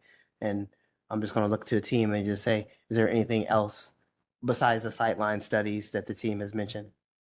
I mean, in terms of like you mentioned the doghouse, I mean, I was looking like, I don't know if I saw shingles, but making sure it's like on the approved shingles list, lighting, because I'm sure you're going to want some lighting of some kind on the doghouse, things like that, just some of those finer details. Yeah, and I think I concur with Sean, and maybe I'll just be more clear. Like, if you do a roofing detail where the door comes out from the stair onto the pavers, what does that look like? If you have a roofing detail that shows at the sort of low point or the high point, I guess, of the existing sloped roof and where the pavers are lowest, right? That's maybe going to flesh out other thoughts, other conversations. I mean, just having the two spurned a little bit of discussion here today. The more you have and the more thought out everything is, I think the better for the next time. Because you'll probably find things that maybe weren't exactly expected when it all gets laid out. And it's just going to help streamline the project, from that perspective. So, Or everything will work and you'll have a more convincing story that this building's not going to be destroyed if a doghouse is added. So that's kind of what we're concerned about. Awesome. Thank you, Kevin. All right. And I was going to say, as far as the hatch goes, convince me why you can't do it, other than just saying, I don't like, it's not good, not going to work. Convince me, right? Oh, no, I've got no problem talking to City of Columbus zoning, and I've gone through with them before. So I've gone forwards and backwards through their code books many a time. So it'll, if they tell me no, that it's going to be a definite no, there's absolutely no way that we can do it at that point. Awesome. So motion to continue, team. Motion to continue COA 25-00778, 28 Buttles Avenue. Is there a second? I'll second. Perfect. All those in favor say aye. Aye. Any opposed? Motion to continue. Thank you. Thank you. Thank you. All right. Okay, we're on to next application. We need to swing back to number We 2, could. just to double check. Yes. Thanks, Tim. Thank you, Commissioner Skinner. I did forget about number 2. Do we have an applicant for 56 West Star Avenue, 2400402 at this time? Okay. Well, then we will continue on to our next application, which is COA 25-01162, 625 North High Street. Were there for that? Thank you. That's fine. Thank you, sir. All right. So this proposed work description, install new projecting sign and wall sign. Projecting sign is to be 40 inches by 40 inches. Yes, sorry. Projecting sign to be mounted on a 3 by 4 inch aluminum post tube.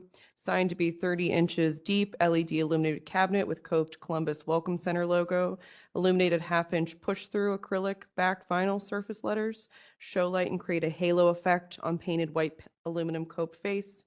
And also a wall sign will be installed 24 inches by 36 inches by 3 inches, which will be internally illuminated wall with routed push-through graphics for halo light illumination as well. On behalf of Commissioner feedback, HPO reached out the applicant to request current photos of the existing building where the signs are proposed and asked if the projecting sign extends over the right-of-way. We did not receive additional information on that.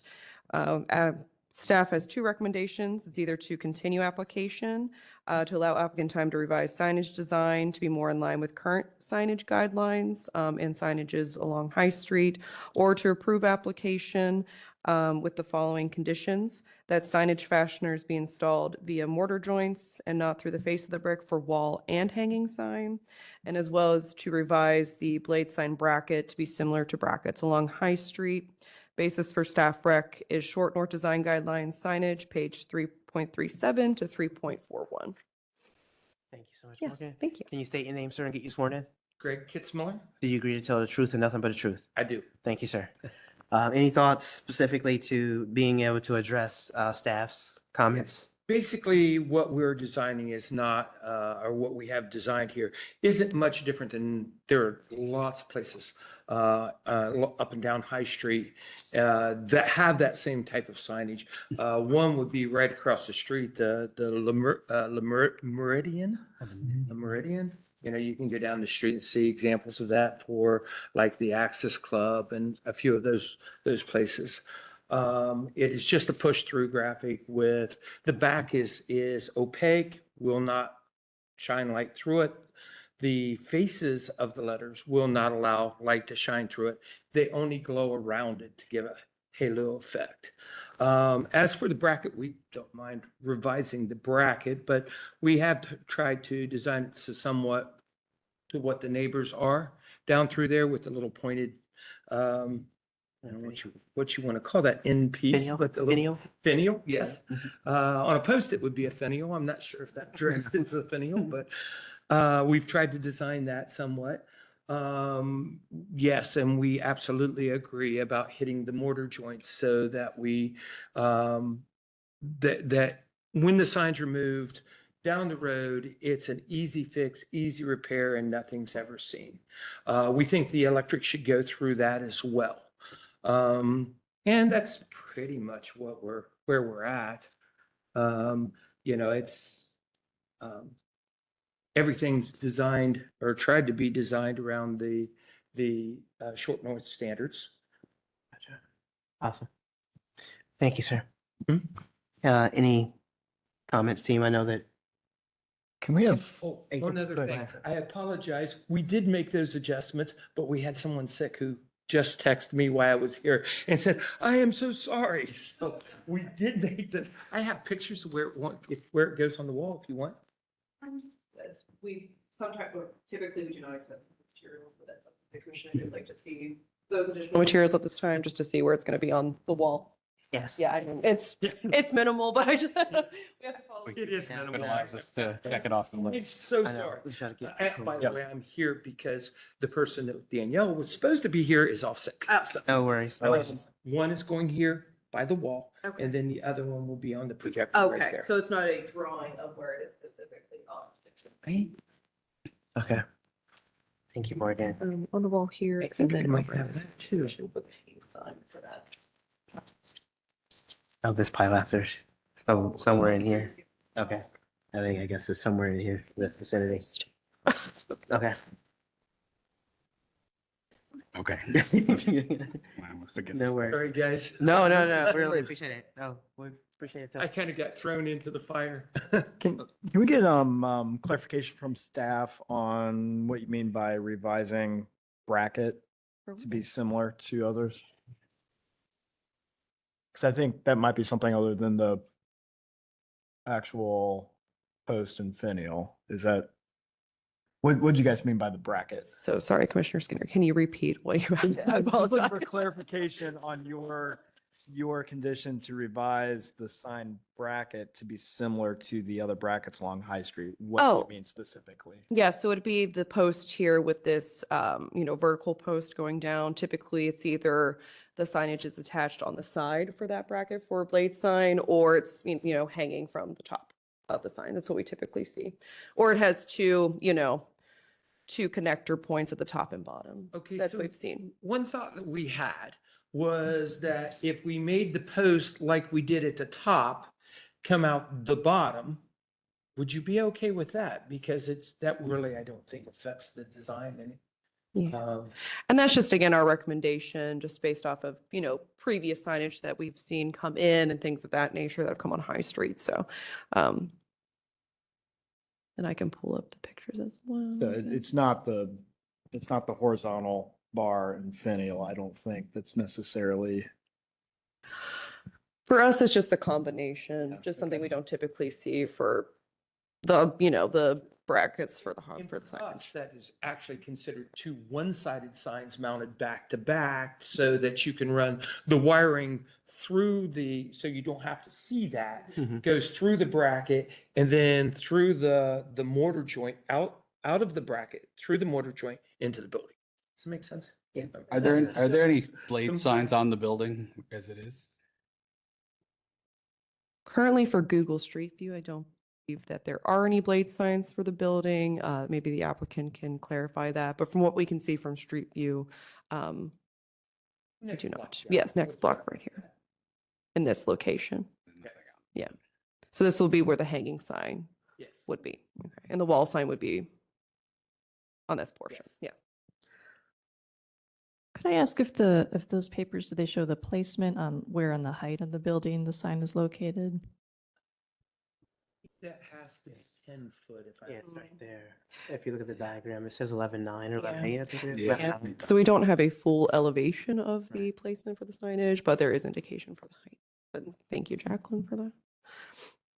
So it's 10 foot from the bottom of the bracket itself, and then 11.9 from the bottom of the sign. I believe that's what the design standard said, but I'm going from memory. Yeah. Yeah, typically for variances, or for signage, it's 10 feet from grade, so. Some really tall, just not one's 10 foot. I'd love to get Yes. Yeah, I know, me too. Can it just drop from two things instead of one big chunky thing and not go all the way through? Is that close enough? Like, I don't know I'm not sure what our problem is necessarily. Is it the vertical? Is the vertical, obviously, we understand that from a conduit perspective, he's using that as a raceway. We're just trying to bridge what we're seeing with Oh, the yes. text and observations that staff has. Mm-hmm. Because we want to try to see if we can push it forward. And then maybe the revised application would be work with staff if we can outline that. Revised design, of course, we can review. Yeah. Yeah, it's just something that we typically have not seen for blade signs. Like if it came, instead of coming down on one big chunky thing, if it came down on two smaller rods that didn't go all the way down through the sign, out the bottom, would that be closer? Let me ask. That could be, I mean, again, I'm sorry. sorry, no, you're fine. I was just like, just to get it out. For blade signs such as this, we have seen the side bracket that's been attached. Okay. And then, of course, the conduit comes through the side that way for the lighting, which is just on the side of the signage. That's fine. Yeah. Or again, from a hanging sign, which could have the top and bottom portion, but just coming out attached that way as well. That's just something we've seen for blade I signs. do think it would help with the placement as well, so that Yes. the height isn't pushed up further to meet the code, the 10-inch or 10-foot minimum, but then you're pushing up further because of this bracket coming down. Thank you. Just ask if That helps. Thank you And so much. it seems like some other examples nearby, when that penetration comes through, you do end up, there's a terminus to that. You have that bottom Mhm. bracket, If you like look a at Marcella's. The one next door here, that Marcella's. Yeah. If you look at that, that's basically what we're doing Yeah. there as well. And this has a bottom. And I think that's the key in my mind, that there's a completion to that with that bottom bracket. If we just bring a bottom bracket like that, it would be pretty much the same thing. And I'm fine with that. I don't think that affects the design one way or the other, to be honest with you. Well, we might, And it's, we might feel that way. Well, Yeah, it might yeah. get a little too much for such a little sign. There's also the scale factor of this, because those are long and Yeah. tall Yes. versus Yeah, this one this is being in- Because square. this I is, think it does this is the, change the back. side. Yeah, yeah, yeah. Can we find I'm trying to think of one right off. Can we show just off the Oh, top of your head? Can gosh. you think of one that's a good example? What about across the street at Lemon? Is there anything on that I think he had referenced it? if Oh, I'm gosh. correctly. Are we saying across High Street into, Yes. into Italian or? Italian. It's just right Okay. across the street though. I think that he just referenced, unfortunately, it's right behind the code. Of course it is, yes. I think he was mentioning, he said something about to the right, not the guild house. Oh, but to you're the talking right. about the Is that Meridian. still Yeah, to the the right? one on the wall, that's the way it's illuminated, is a push-through graphic Okay, with, so push through. Okay. where it has the illumination. apologize. as a I wish I knew halo where that- illumination. Okay, but not mounting. That was only for the push through. Yeah, that was Okay. just for the lighting. No. Fine, then that was only for the push through. Okay. I mean, let's see. I can just kind of go down High Street a little bit, maybe find some options. I can't think of any off the top of my head at the moment, but just for some examples. To the side. White Lemon Hmm? does kind of the single bar hanging, it looks like. Yeah, something, I mean, there's this example. This isn't Italian, but similar because of course Italian, I mean, this is on Italian side, still follows the short north design guidelines. So Design side, yeah, that's mhm, right. Can we Design send, guide's the same. Sean, maybe Yes. we send it to staff with the two options of a, Yeah, let them work through. yeah. So the thought is that we provide some feedback. Mhm. Would you feel comfortable if we provide the feedback of working with the applicant with that feedback for approval without having to come back from a staff approval perspective? Yes, I think so. If it's just going to be for bracket detailing, Yeah, there's a good Then that- example, whatever you just had up. There's- yeah, this one is just the side bracket here Bracket, right? with the square signage. So, I mean, again, that's something that we typically see for review. So yes, I think we'd be fine with it, seeing those revised drawings. If the illumination is still fine, the commission's fine with the illumination. The other, I guess the other question that we do have for this is the closeness that will be the wall sign and the hanging sign, just since we do now have indication of where those will be located on the building. And just to clarify with the applicant, the hanging sign will be on this pilaster portion, and then the wall sign will be down here. Yes. So the hanging sign will be up Yes. 10 feet, wall sign next to the door. Sign, the thought behind it is the hanging sign is designed for walking traffic. Yes. Going this way. Of course. And the wall sign is like, oh, here we've arrived. Mhm. You know, this Mhm. is where we enter the building. Yeah. And that's just a discussion as well. You know, if for that closeness, if it's needed, if the commission does feel like that's needed, and that's, you know, Okay, that would just be another point just for discussion. awesome. Thank you. All right, we're trying, guys. So, would you, this is number one, is the addition of the two signs. Are we okay with the two signs? Is there any concerns? If we allow for two signs, Okay. right? So, right, so Placement we're meeting isn't- the guidelines, we're still maintaining. So the only other question is relatable is just, with some feedback on what kind of framework we want for the mounting. Right. So it sounds like, either a one from the top or something from the side, and have, potentially work that through with the details with staff. Okay. Actually, it'd be fair if we go through the side that makes my job easier. Sounds like it's fine Hey, for an like, option, and I from think that's a- probably more appropriate Yeah. based on our discussions today. Just no extension through the bottom. Yeah, It's kind no, of, that's kind of the big takeaway. Awesome. Okay. And just for us, of course, when submitting the revised drawings with the bracket, just to send an overall elevation drawing, just to show the placement of the wall sign with the hanging sign. Yeah, so we can stamp and clarify that. easy enough. Yeah, thank you. And I'm not sure. Outline up just to, I'm sorry, go Yeah, ahead, Kevin. Just one other thing. I'm not sure if this is a nuance of sign calculations in terms of distance to right of way, but it seems like the wall sign would be less than 0 feet or more than 0 feet, excuse me. It's currently called for on the application as a 0 foot right of way distance. The projecting sign is also a 0 foot right of way distance. It seems like those should be two different values since the wall sign is further back. It's a very minor point, but I think it would, if you're resubmitting things, you might as well correct that. Yeah, we can Value. correct that. That's easy enough. Okay. Yeah, to show that wall sign actually behind the Back rock. further. Yes. Is- Sometimes that confuses people. Sure. You're going, Understood. can't be inside the building. Well, Is there a motion to amend accordingly and to be able to outline the parameters for staff to Yeah. review? Yeah, I can get it. Okay.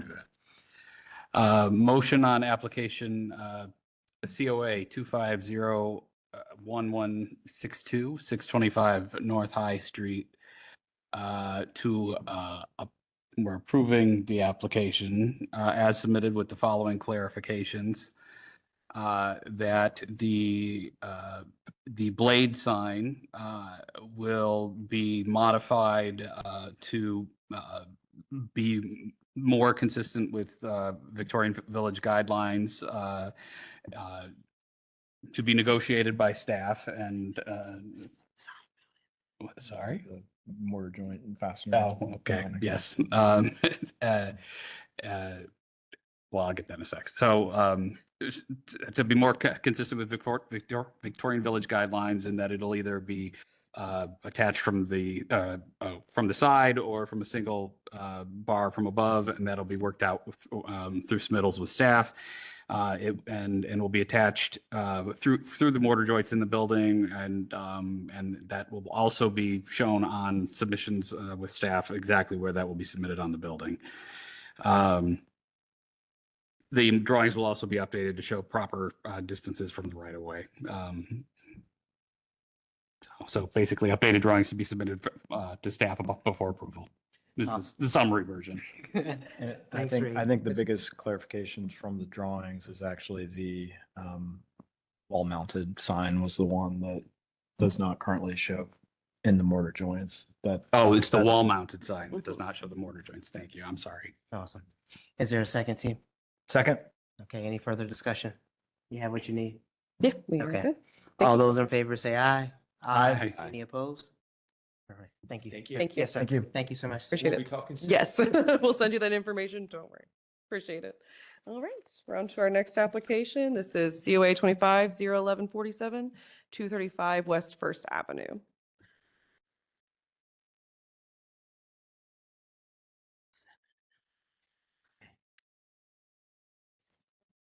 Hello. All right, and I'm gonna just, I know.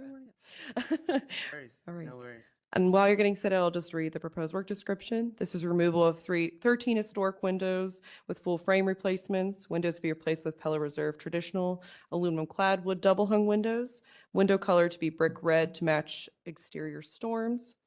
HBO staff conducted a site visit on 11/10/2025 to review the windows.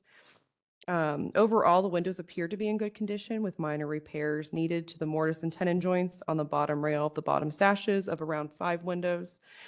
Areas of issue and deterioration are predominantly present on the sills, which appear to have been caused by the current storm windows not having typical weep holes for water drainage.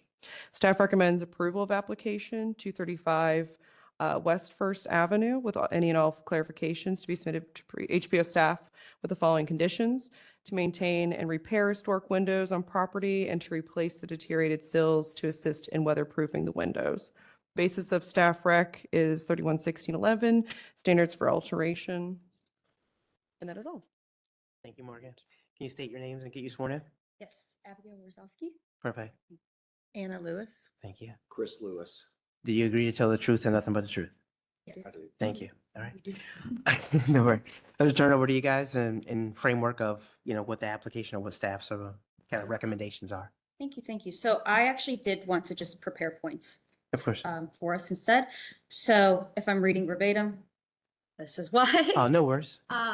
First off, thank you for the acknowledgement that there has been some disrepair here that cannot be repaired. So first and foremost, the repairs would require rebuilding the entire window anyways that have been suggested here.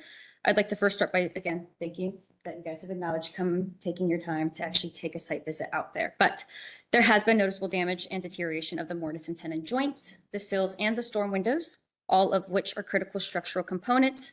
It sounds like the recommendation is for every major part of the window to be rebuilt except for the glass. In fact, repairing the mortise and tenon joineries and rebuilding the sills and restoring the storm windows requires dismantling the entire unit. At that point, we're essentially rebuilding a window without replacing the window. The final product is not a true historic window. It becomes a patchwork hybrid of new wood and old material. This construction often ends up looking less historically accurate than a replacement. So the deterioration is also systemic and not isolated. The root of the problem is the storm windows, which do not have weep holes, as our inspectors have noticed. When water enters into these storm units, it sits in the frame with no drainage, causes the rot in the sills and the deterioration in that journey. So because of the systemic water management failure, repairs won't stop the cycle even after replacing the sills or rebuilding joints. The same moisture problem will continue. Previous repairs have also been done before. There were glass repairs done within the last year. We're already seeing worsening conditions in that surrounding wood, which is just evidence for us that the windows are no longer structurally viable, as the repairs should not fail that quickly. Partial replacement is still risky and potentially damaging. Replacing only the sills will disrupt the continuous structural component, opening the door for misalignment, water intrusion at the seam, and faster failure in this future. A full frame replacement eliminates those risks and preserves the integrity of the opening as well. Again, replacement addresses the cause, not just the symptoms. So we completely understand and respect. This is why we also came down here. We love the historic nature of where we at. So that's why we are asking for a full frame replacement. Repairs in this situation treat symptoms, not the root cause. A modern historically accurate unit with proper drainage and integrated weatherproofing stops the deterioration cycle and protects the building long term. Additionally, Pella Reserve is built specifically for this reason. So it isn't just a standard window replacement. It is specifically designed for historic commissions, and it replicates traditional wood windows while providing structural reliability and water management features that originals cannot. And replacement is a more preservation minded in this case. Under preservation standards, when deterioration is extensive enough that most of a window must be replaced, and in-kind full replacement is often more historically faithful than extensive patchwork. So we're trying to preserve the long-term character of this window, but again, preserve the appearance and again, update it so that way we're not having just symptoms treated here, and we're putting sutures and not just Band-Aids on the problems that we're having. Thank you. Perfect. So I'm just gonna turn over from a perspective of helping. Obviously, I think you guys had an opportunity. Yeah, Is there anything else? I'm sorry. no, go ahead. Okay. Thank you. Oh, I was not laughing. I'm just preparing myself for my discussion at this Because moment. I know that obviously you guys had an opportunity to take a look and did a site visit. So just trying to kind of give us some sense of framework as it relates to, I'm going to say the recommendations from staff that may help us from a commission perspective. So Yeah, no, of course. So we did review the sites or review the windows at the time. So according to preservation standards, we want to maintain, if there's 50% gone of a certain material, we do recommend to replace it. If there's less than 50%, that is the time that we do recommend to restore any material on a historic building. And that includes the wood on the windows. From our review, and, of course, assessment of them, most of the wood was in solid condition except for those tenon joints.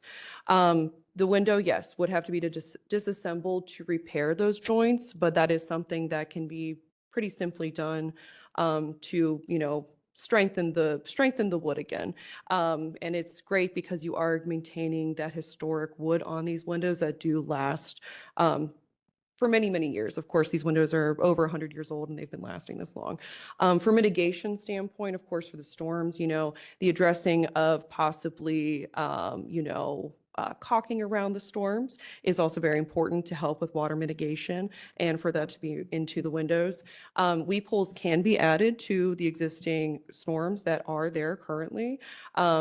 And yes, we did say that there are some mortise and tenon joints that have failed, but those can be repaired easily with wood Dutchmans, new tenon joints being added into the place, or mortise pockets being added into those railings.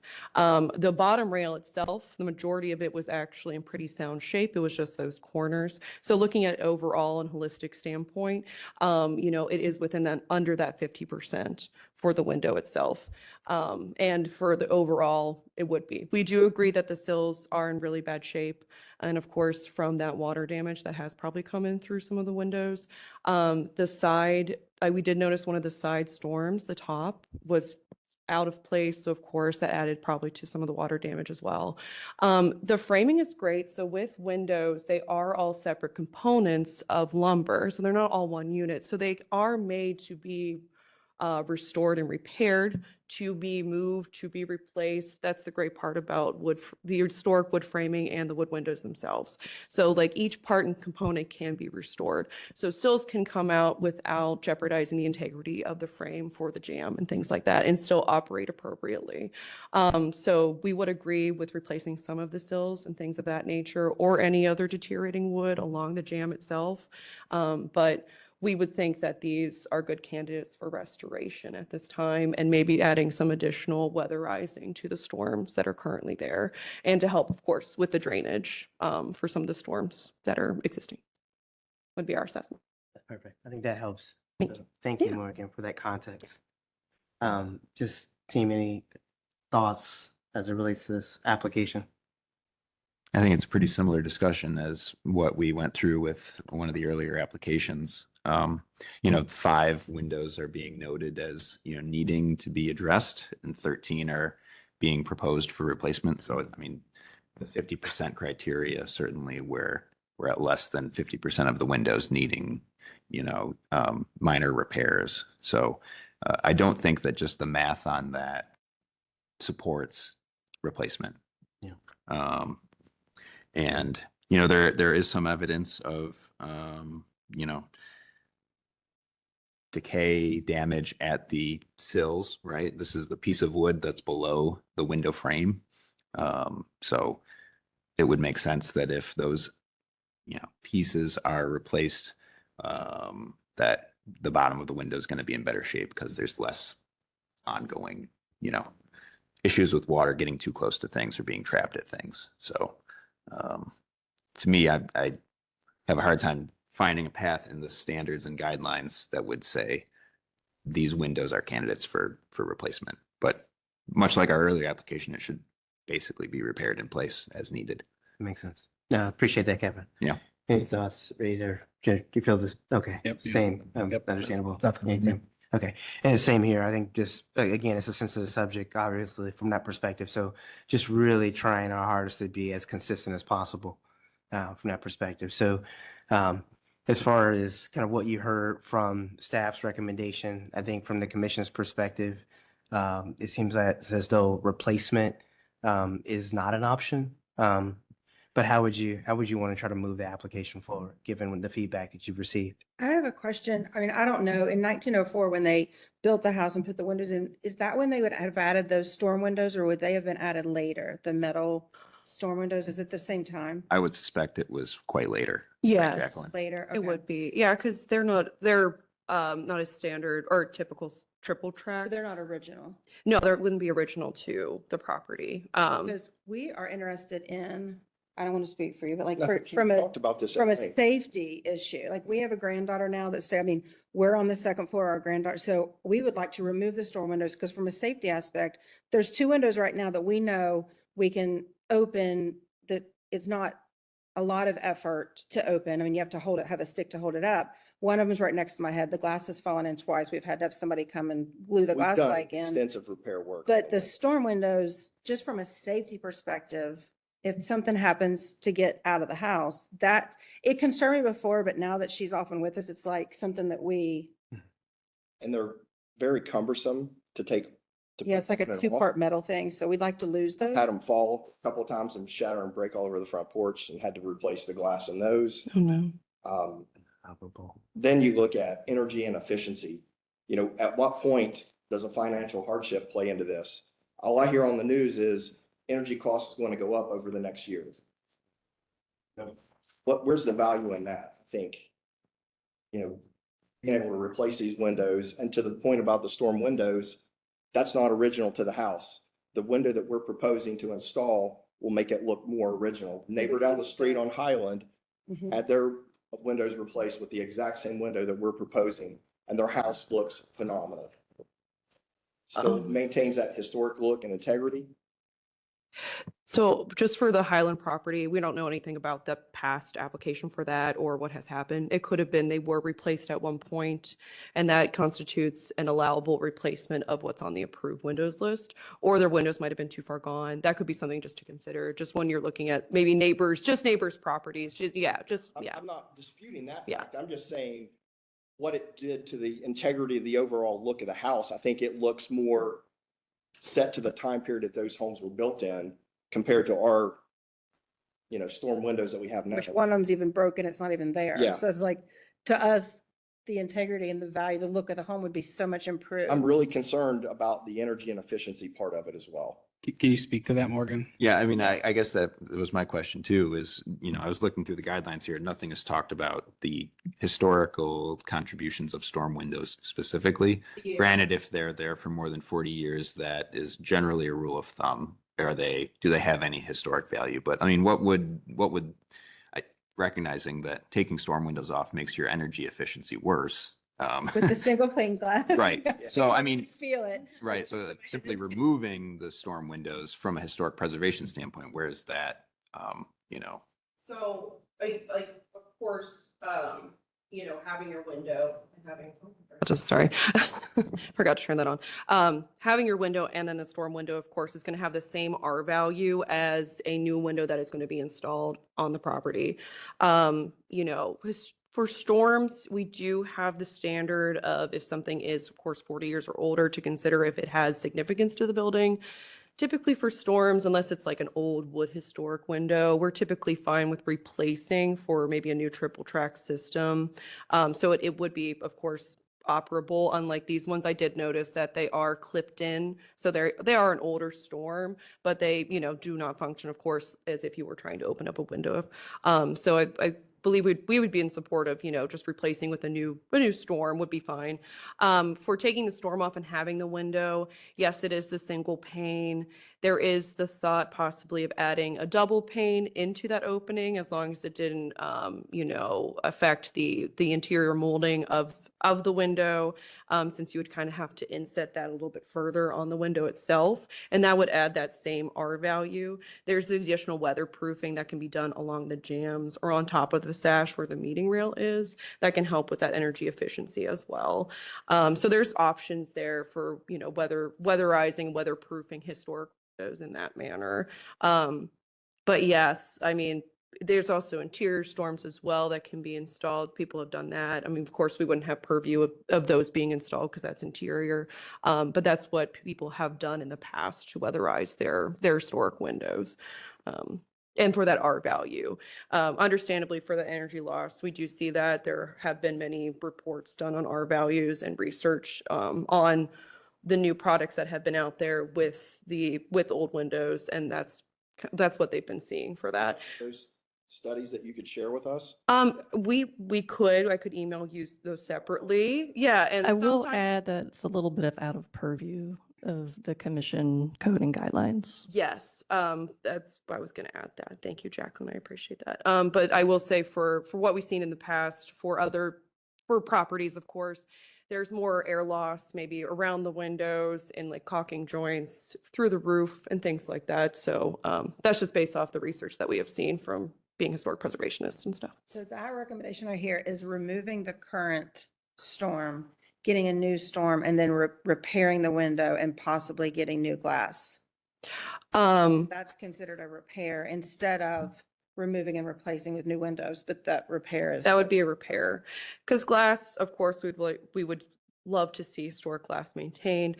If you were to do the storm and repair your window, it wouldn't be necessary to do a double pane.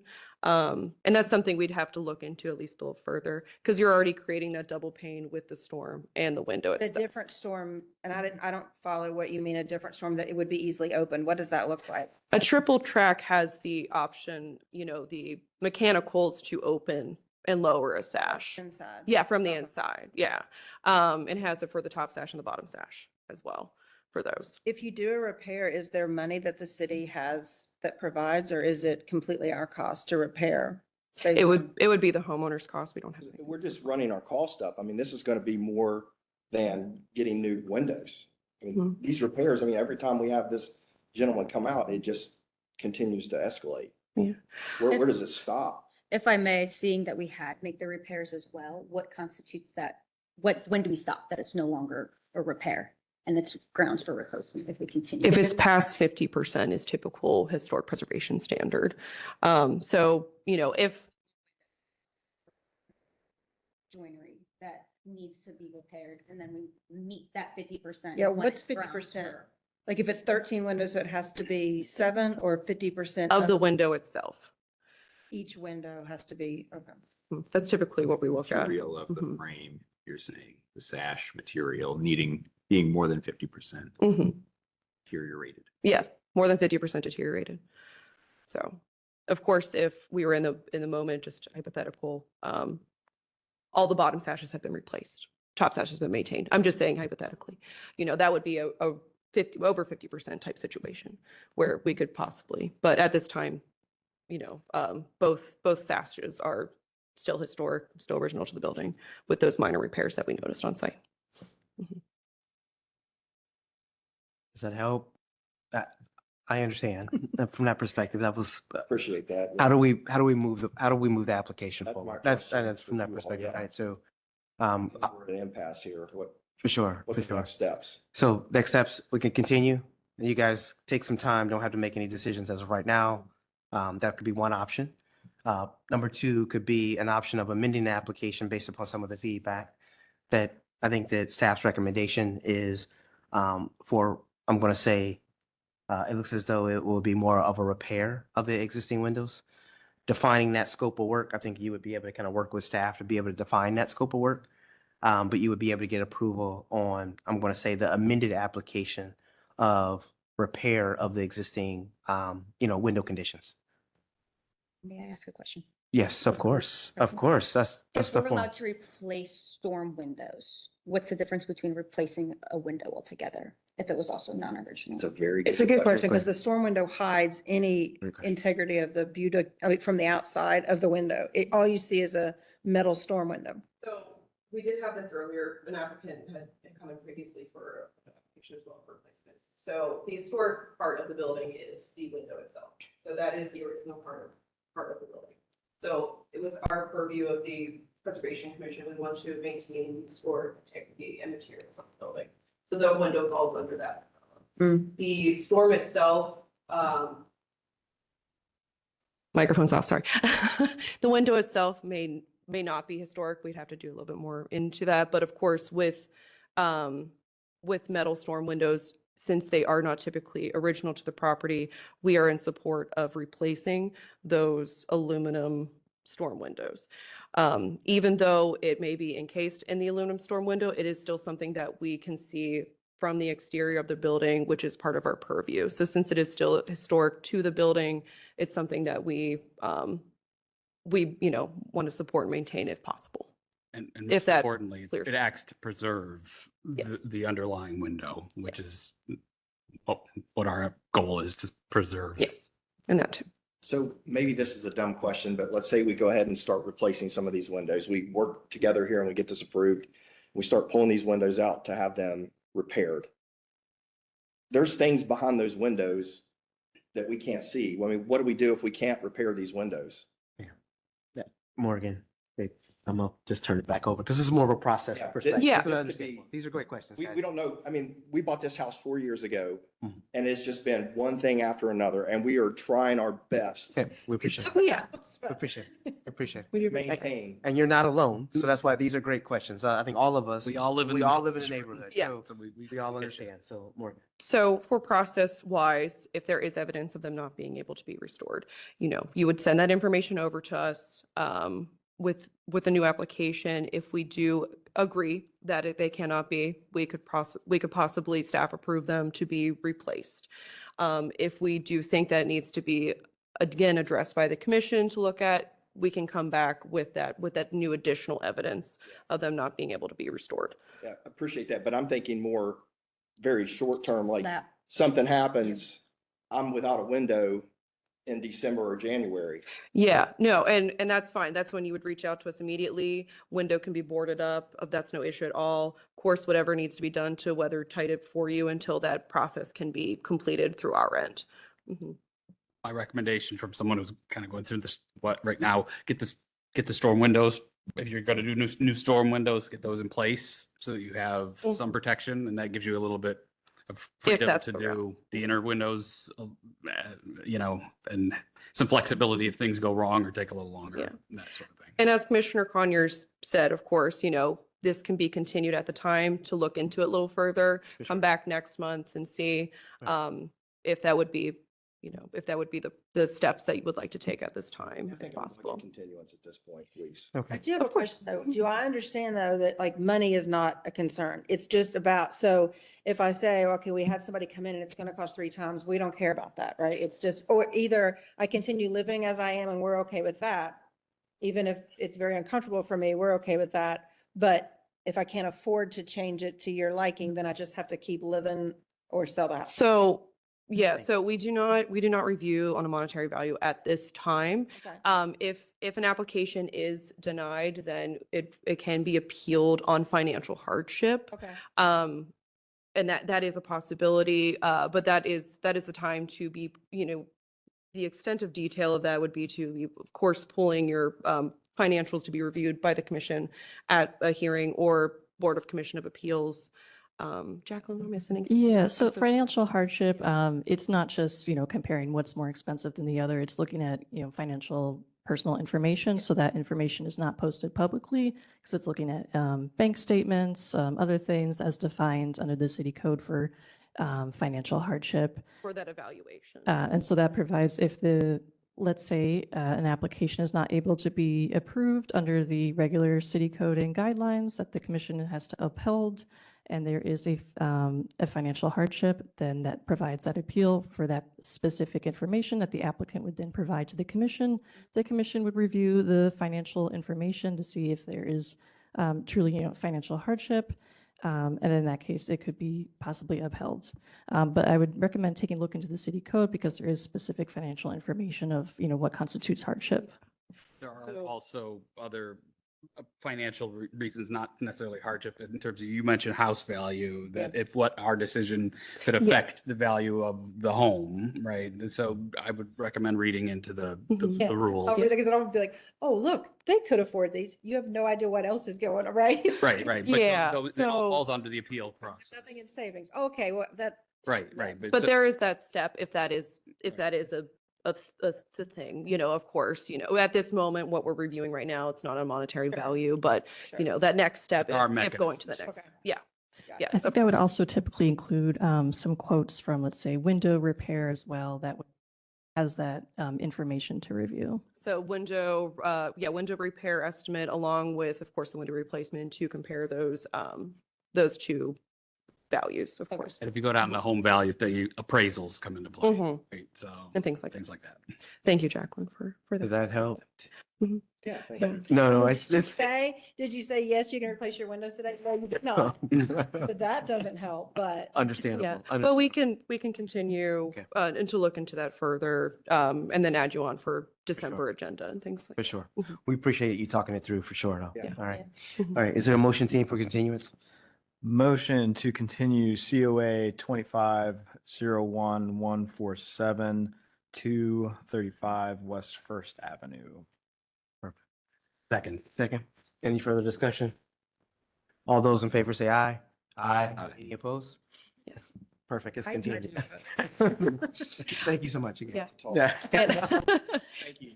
I'll, so much. and I'll send you that information for the next meeting, with time and everything like that and date, of course. Okay. Thank you. Thank you. so much. Everyone. All right, so we are on to our next application. This is number 8. This is COA 25-0-1175, 51 West Star Avenue. This is for new construction and variances as well.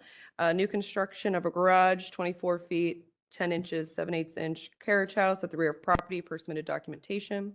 Materials to include wood carriage style door for the garage doors, hardy board siding with 5 1/4 inch exposure, half round gutters, windows from the approved window list, shingles from the approved windows shingles list, and then 5 14.2 gooseneck light fixtures.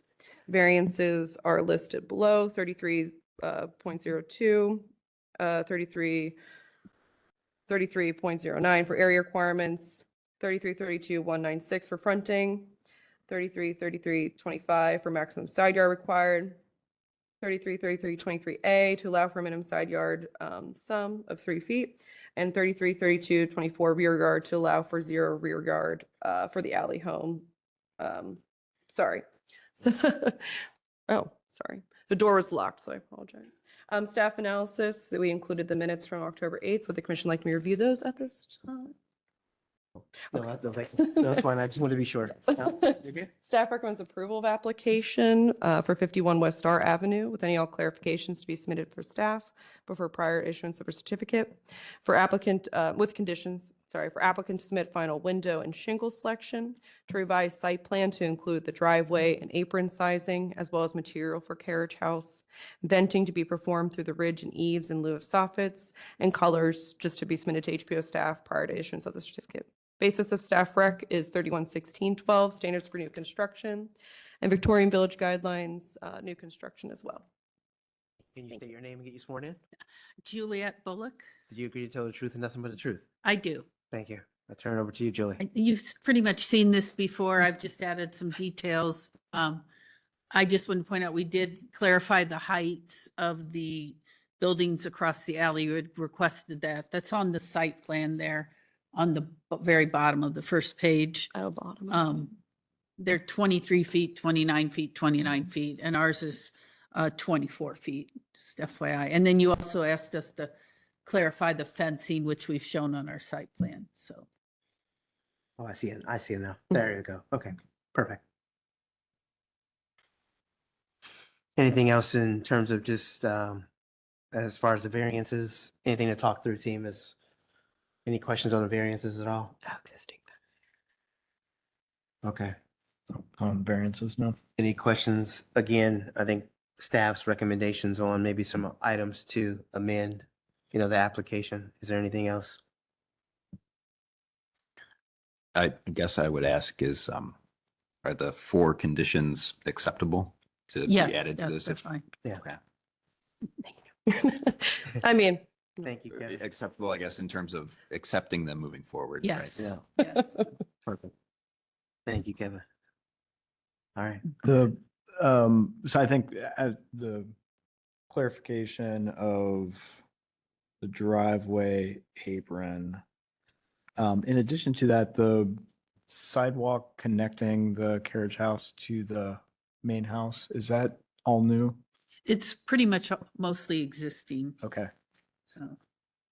You can see on the, it's pretty much existing. We're just kind of Adding cutting the that. end of it off. Okay. So maybe just while you're at it, just a quick clarification of that demarcation line of what's new and what's existing to remain. Mhm.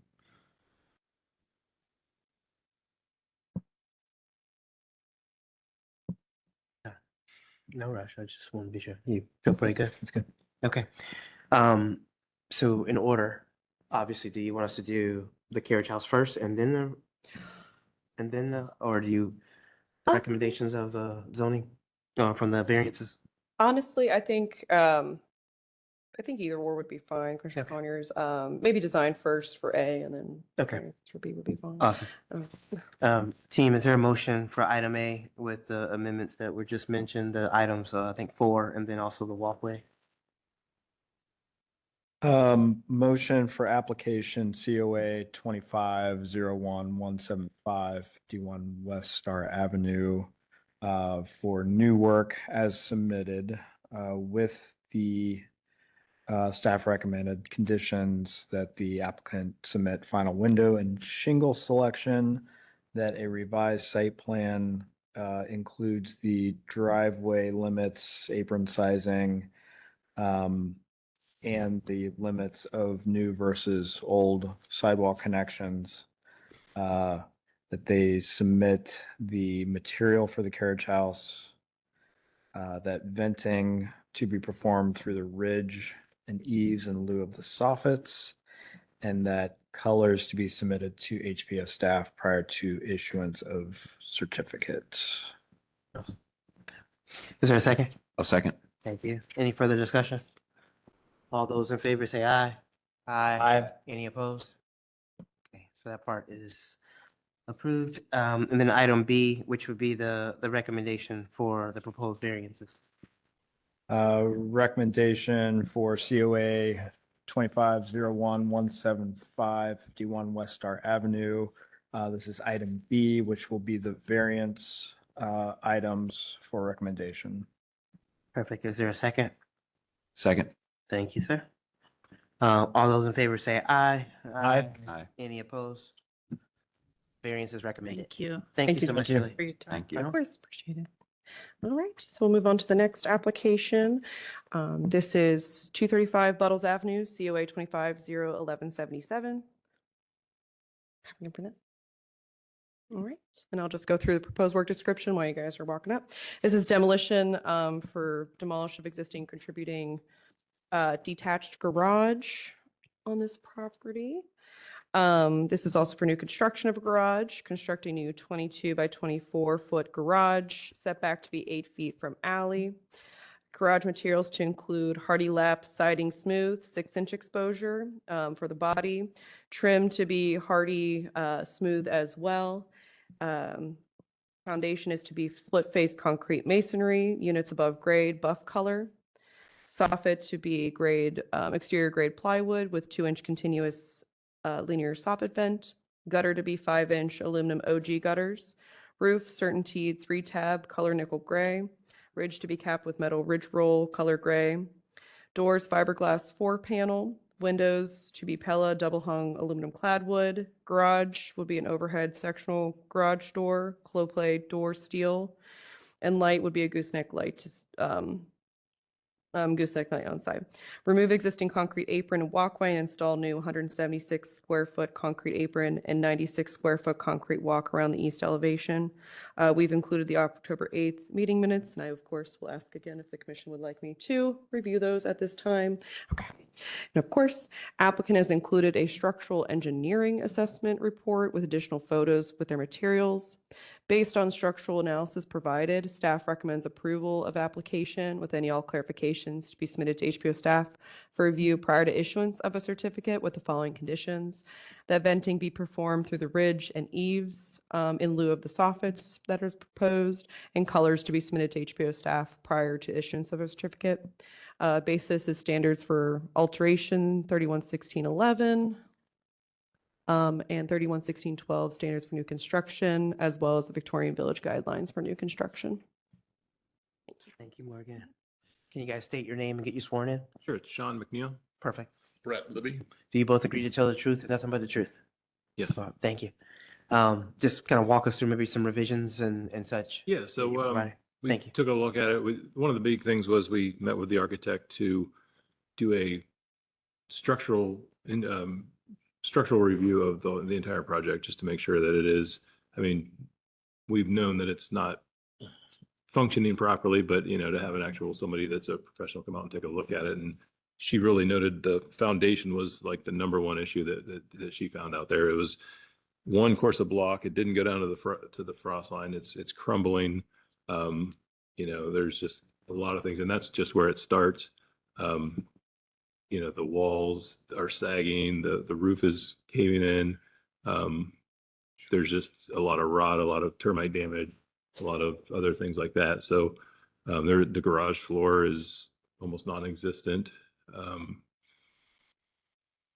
So she really pointed out a lot. So, yeah, it was a good meeting. And so we were able to look at that and do that, as well as then we looked at your also recommendations of reversing the roof, which we talked about, which we think would actually match really well, especially with the existing structure that's there. And I think there was something, we talked about putting a parking space in the back there, but we decided that probably wouldn't go well either. So just keeping it back, setting it back about 8 feet, just so we could park a car sideways there on the, would suffice, and that would keep it right up in the alley line there. Other than that, yeah, I think that's, I think so. I think that's all the stuff that we talked about. Yeah. Okay, perfect. Thank you. Any additional feedback? No, I appreciate the detail of the report. I think it certainly supports the case that although this is a contributing structure, it's well beyond being able to repair it in place. So it's a good report. Yes, this makes it a lot easier for us to make this kind of decision. She wanted to be here. She was already, when the meeting got moved, she was already obligated. The report does what he needs to do. So she did a nice job. Any thought on the siding from that perspective? Can you guys kind of maybe walk us through maybe an understanding of the siding selection? As far as the hardy plank? Is it the hardy shaker or is it the hardy, just The horizontal lap siding? siding, It's just the horizontal siding? the horizontal lap siding, yeah. Okay. We've used it in German Village, used Yeah. it in many other historical projects. Mhm. It paints really well, you know, it's a good product and it doesn't warp and rot and things like that, so it lasts a long time. Yeah. Um, So your exposure, is your exposure a 6-inch exposure or? 6 inch, I believe it is, yeah. Okay. That's what feels strong. Am I thinking that that exposure is too strong? I think that exposure was 5 inches, if I remember correctly. at most, Yes. and Sometimes 4. We normally recommend maybe between 3 to 5 inch exposure. 5 max. Yeah, I think it was 5 max, if I remember correctly. Um, It does say 6-inch exposure, yeah, Yeah, it does. from what we, Yeah, thinner lap, I mean, 5 inch would be acceptable, yeah. Sure. Okay. That'd be okay. And it's all smooth and everything. Yeah, Okay. all That was- smooth. Good Okay. catch. Yeah, no, that's I fine. hate the No, wood grain, the faux wood grain that For Hardy sure. comes up with. I'm like, For sure, for sure. No, that's it very, goes in some neighborhoods, but doesn't go in a lot of neighborhoods that I work in. yeah, that's helpful. Anything else, team, at all? Just want to be sure. No, I appreciate you flipping the roof too. I think it looks better. Mhm. Yeah, very, I mean, just great dialogue overall. So we really appreciate it. Absolutely. Makes it easy for sure. All right. If there's no further thoughts, I think there's only one amendment was just a 5-inch, max. And I think it's relevant to just kind of mention in the motion, as it relates to the additional backup data that was provided, just to be sure, just since there was a notion about contributing, Yeah. team. Yeah, I can do this one. Thank you. Motion on application COA 2501177 235 Buttles Avenue to approve the application as submitted. We note that the demolition is being approved largely on the basis of the engineer's report that makes note of the specifically of the lack of salvageability of the existing garage, particularly around the foundation, and put a lot of other notes, but I won't go through here. But it's well justified for the demolition of the property. We also note that for the one of the conditions for the new structure is that the hardy plank should have a 5-inch or less reveal for the siding. Awesome. I think also staff reports talks about venting through the eaves. Mm. in lieu of it. Oh, yes, and the venting should be through the ridge and through the, thank you, through the ridge and through the eaves and not through the soffits. And that the color choice should go through, it should be approved by HPO staff before issuance of a certificate. I'm sorry, say that again, about the venting again? Oh, the venting should be done through the ridge. Through the ridge. Mhm. Yes, so not through. Ridge and eaves as Through opposed rid- to a soffit. And eaves, okay. Mhm. Yeah, for the intake, but not through the soffit. Mhm. Not through the soffit? Not through the soffit. So on the eaves, there's kind of that overlap intake selection. I can't remember the name of it. Cobra. The Cobra. Cobra, yeah. And that acts like the venting that is done within the soffit for that intake, and then the ridge venting from up top. Oh, so it's like It goes under the yeah, shingles. it's like a roof. Yeah. I see. Yeah. And of course, the one that goes under the ridge, but Prefer that over a soffit. yes, yes, yeah. Just for the, because typically, of course, there wasn't venting done through the soffits to maintain that, that aesthetic. that look. Yeah, you don't want the aluminum soffit venting kind of stuff going on underneath. Yeah, I can see that. Yeah. And I think when you make your submission and your final drawings, I mean, if there's something else that you want to continue talking to staff about, those are totally things that staff would be able to help weigh in to make sure that you get a proper approval. I don't think it'll hurt this amendment from that perspective, or I'm sorry, this motion. Is that kind of a Just fair? Okay. Curiosity about, probably at least 12, maybe 15 years ago, got approval for color on, or for paint on the house. And actually, it's a brick house. It was just trim. Mhm. We still need to resubmit. Even if we were, I'm not even thinking about one of those just yet, but. It's not to be resubmitted. If we have that on file, we can look that information up. But if you have that paint color, just send it in, then we'll include it in your COA. Yeah, that's all. It's just for final materials. Yeah. Mhm. Awesome. Just so we can write it up that way. Got it. Is there a second at all? Second. Okay. Any further dialogue at all? Okay. All those in favor say aye. Aye. Any opposed? Motion passed. Thank you so much. Really appreciate it. Okay. Thank you. Before we continue to 10 and 11, do we want to circle back to 2 real quick to see? Yeah. Has anyone come in for 56 West Star Avenue by chance? No. So I would give you guys drawing with. It doesn't need to be revised. We can discuss that after an email, Sean. It wouldn't have to be revised. We could just make note of the soffit being removed or things like that. But, of course, if it being amenable with that. So, yeah, we can discuss the fine details. Okay. All right. Does that work? This week, hopefully. Hope this week, probably not tomorrow, but we'll, yeah, we'll get that moving. Definitely want to get the. Yes. Yeah, thank you.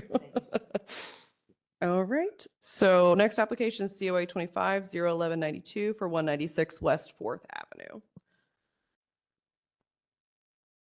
All right, I'll just read the proposed work description. Thanks for having me. Oh, yeah, thank you. All right, this is to repair existing retaining wall, removed stone veneer and coping stones, removed leaning portion and replaced 20 CMU on east portion of retaining wall, installed perforated pipe behind wall with new gravel and replaced drainage pipe for downspouts, replaced stone veneer with new Provia Frost Terra cut wall caps with new buff Indiana limestone. Application is response to a code violation. Work has been completed.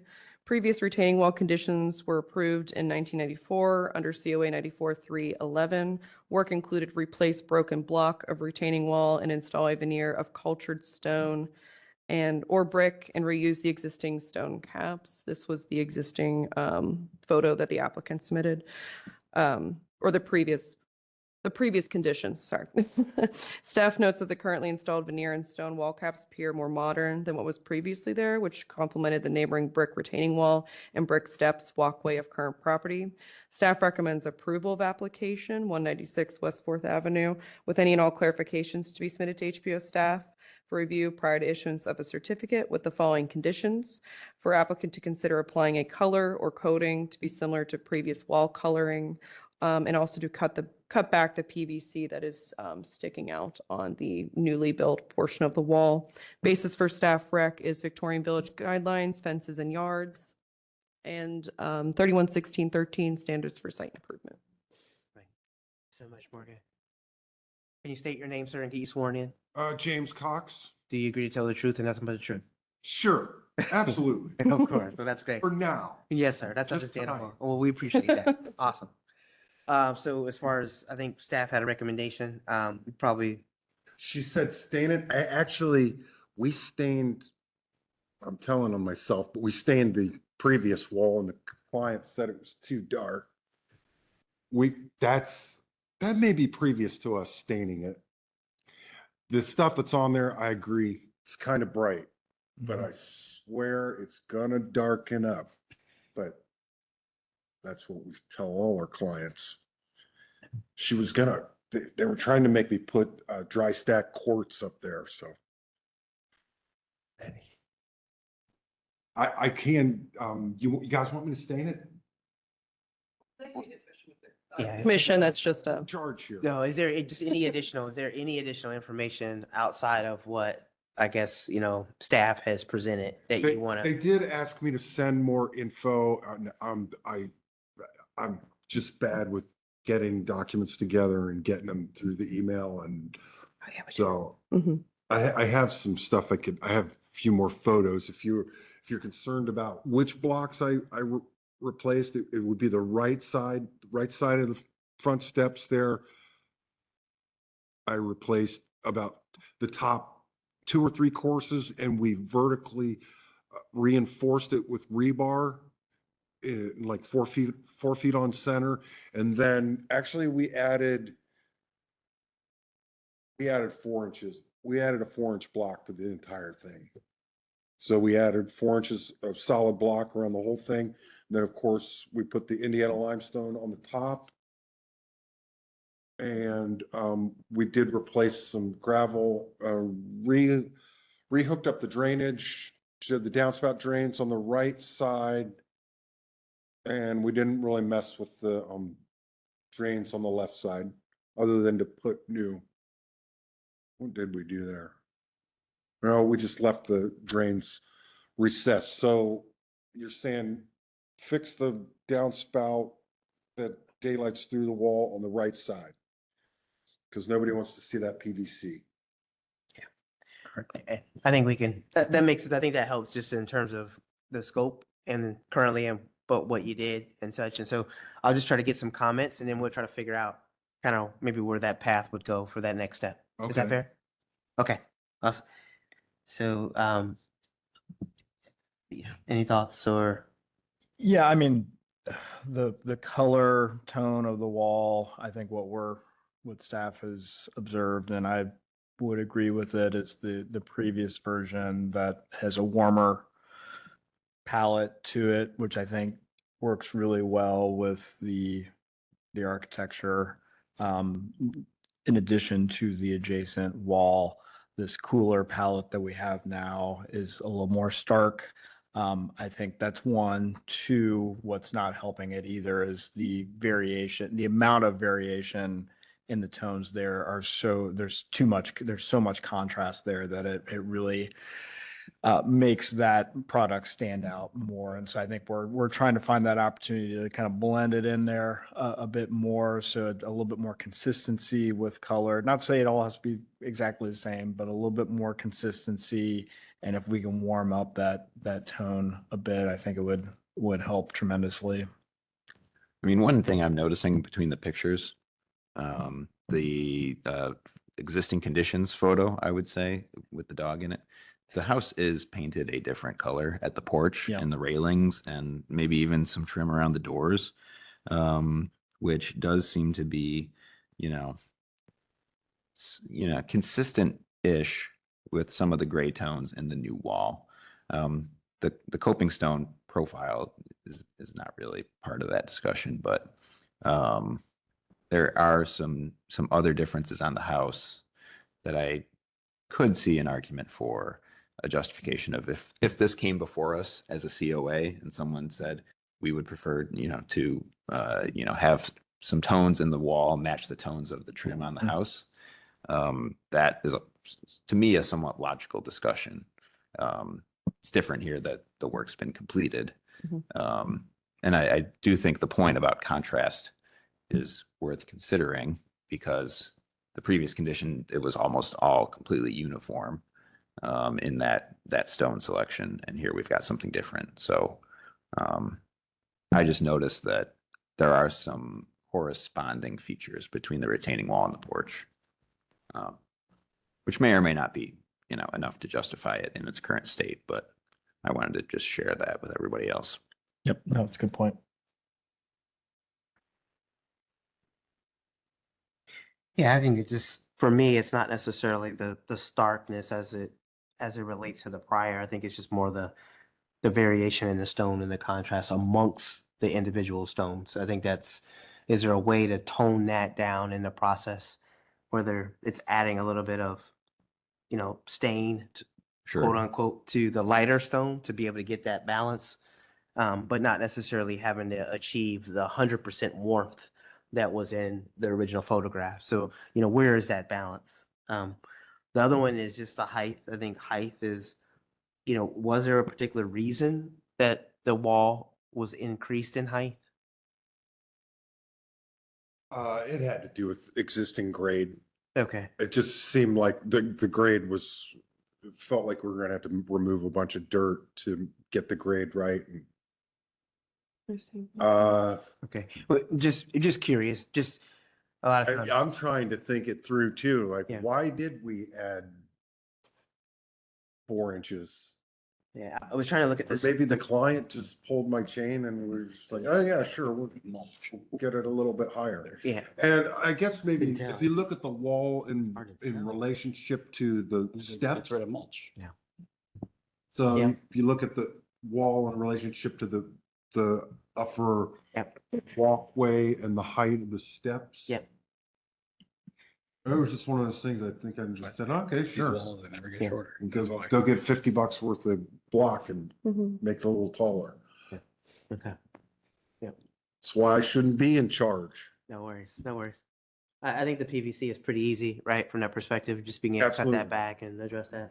Okay. So, I mean, I guess, how do you see, Morgan, this opportunity of working through a series of test cases on, what the client or what the applicant can do in order to achieve what you're asking for? That's a great question. No, and I think it's more of a process. Right? Yeah. Right. Do you have any spare blocks that you can? I think I have that one sample board. I think if you looked at the sample board, which has been laying around my shop for I don't know, 4 months now, it would look much darker. As will everything after this winter. It's all gonna fade. It's all, that manufactured stone, not my favorite product. I tried to sell my client some natural stone, like some North Shore or Shoreline, as they like to call it, or even some stuff from the old Marble Cliff Quarry, but they weren't having it. They wanted to, somebody made the mistake of putting a modern product catalog in their hand. That was a mistake. So we could go, I think, for two routes potentially. We could continue the application to allow the applicant to maybe apply a staining on some of these portions for the commission to see at a future hearing. Additionally, we could also do a subcommittee item with 2 or 3 commissioners for you to send that stained example board to staff, and then we would send it to the commission for them to review to see if they are fine with that coloring or if another coloring has to be done, to achieve that look that we are trying to, the consistency that the commission is talking about. So I think those would be 2 options probably on how to move forward with those. Yeah, because if we start staining the wall, we can't unthink. Yeah, exactly. So Right, exactly. for samples, if their sample board is in existence or sample pieces, then it could be submitted to commission either at a future hearing or subcommittee for them to review the appearance of it. Okay. And how the commission would feel moving forward as well on that. Yeah, I mean, there might be some back and forth where the subcommittee would be beneficial. And I think we can try to do it via photographs, but that's kind of the unknown, is if we need to see it in person. Subcommittee means you guys come out to the site? No, the subcommittee just means that we're not coming back in front of this formalized meeting format. Much as I love your company. And what we always kind of advise is that doesn't necessarily expedite the process, but I think in this condition, that's not a problem.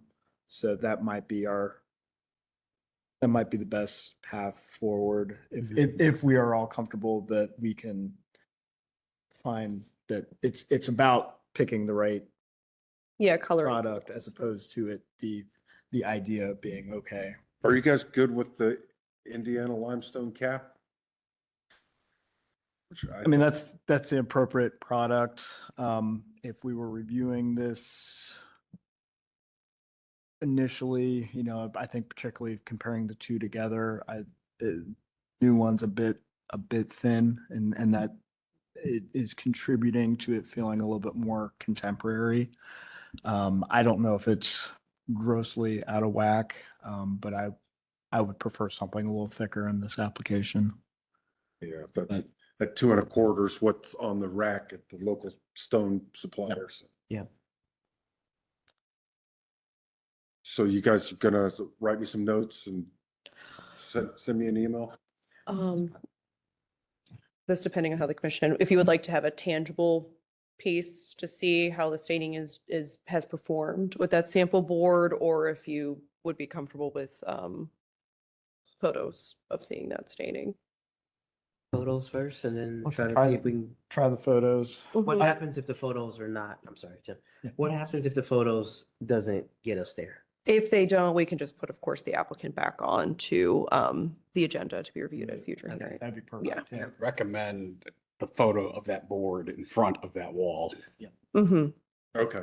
You Yeah, know, that makes sense. okay. Probably one up close on the board, and then, like Reed said, another one back where you see it in Okay. relative to the rest of it. Anything else, Kevin? You have any? Are you good? No, I think I'm good. Okay, good feedback. All right. So is there a motion to accordingly with the subcommittee identified by Tim? Anyone else? I'll do it. Thank you, Commissioner Conyers. No worries, Tim. Is there a motion? This is number 10, right? Yep. Okay. Motion for application COA 2501-192-196 West 4th Avenue for approval with the condition that, per staff recommendation, that the a coating of a color is tested on the samples for review by subcommittee for final approval. So recommendation there is to test a couple different options on a sample board and provide photographs of the board and the board next to the existing wall. And that the other condition is that the PVC that is currently sticking out is cut back to at least flush with the wall. And before we say, oh, sorry, Commissioner Skinner, I was like, I think that's it. okay. And before we second, I was like, I want to catch before someone seconds, but what consistency color, I guess, are we trying to achieve with this? Just before the applicant is, maybe applies a color that might not be what the commissioner is looking for. I think per the dialogue that the warm versus cool, there's some flexibility to that. So maybe it's trying to work with what you have, but the goal is to create a more uniformity within the wall. I mean, there's creation grays itself. and blacks there, grays, blacks and whites. That's the So palette I see. I think we're trying to tone down some of the white, and not saying we're, it's monotone well, it's monotone, but not to say that it's a singular color. I think there's still variation, but trying to decrease the amount of contrast that's currently there.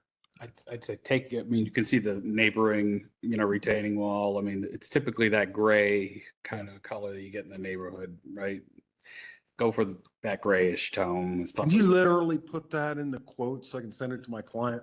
So I can say, and then blame us. Yeah. That's what I said in the first place. Yeah. Look, I Yes. mean, look at the No, that curbing, works. right? It's that, No, we didn't yet. you Oh, know. no, we did. Sorry. That's Commissioner Conyers and Commissioner Skinner. Yeah. Thank you. Yeah, just wanted to verify that. Thank you. That is a funny and not moral thing. So wait, was it? Almost done. Oh, yeah, we So still is there got- a second? I'll second. Thank you. All those in favor say aye. Aye. Any opposed?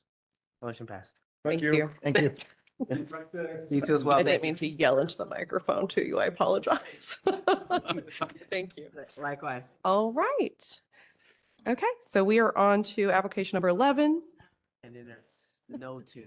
Yeah, there's no two. No Probably two. We'll have a discussion with that one after, but COA 25-01173, 120 West Goodale Street. Proposed work description is to install 4 new permanent public art sculptures. Sorry, let me get to the materials. I apologize. Art sculptures to be installed on various sites in the park. One will be arches, which is 9 4-inch round powder-coated steel tubes fastened into sunken concrete foundation. Let me find that one. Did I pass by that? I'm so sorry. Oh, no, it's here. Apologize. Yes, this and the next one will be growth.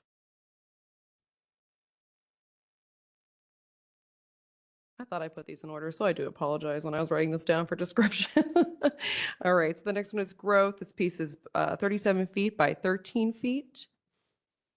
This will be plasma cut aluminum panels with powder coating finish installed on concrete pads. The next one will be reaching out.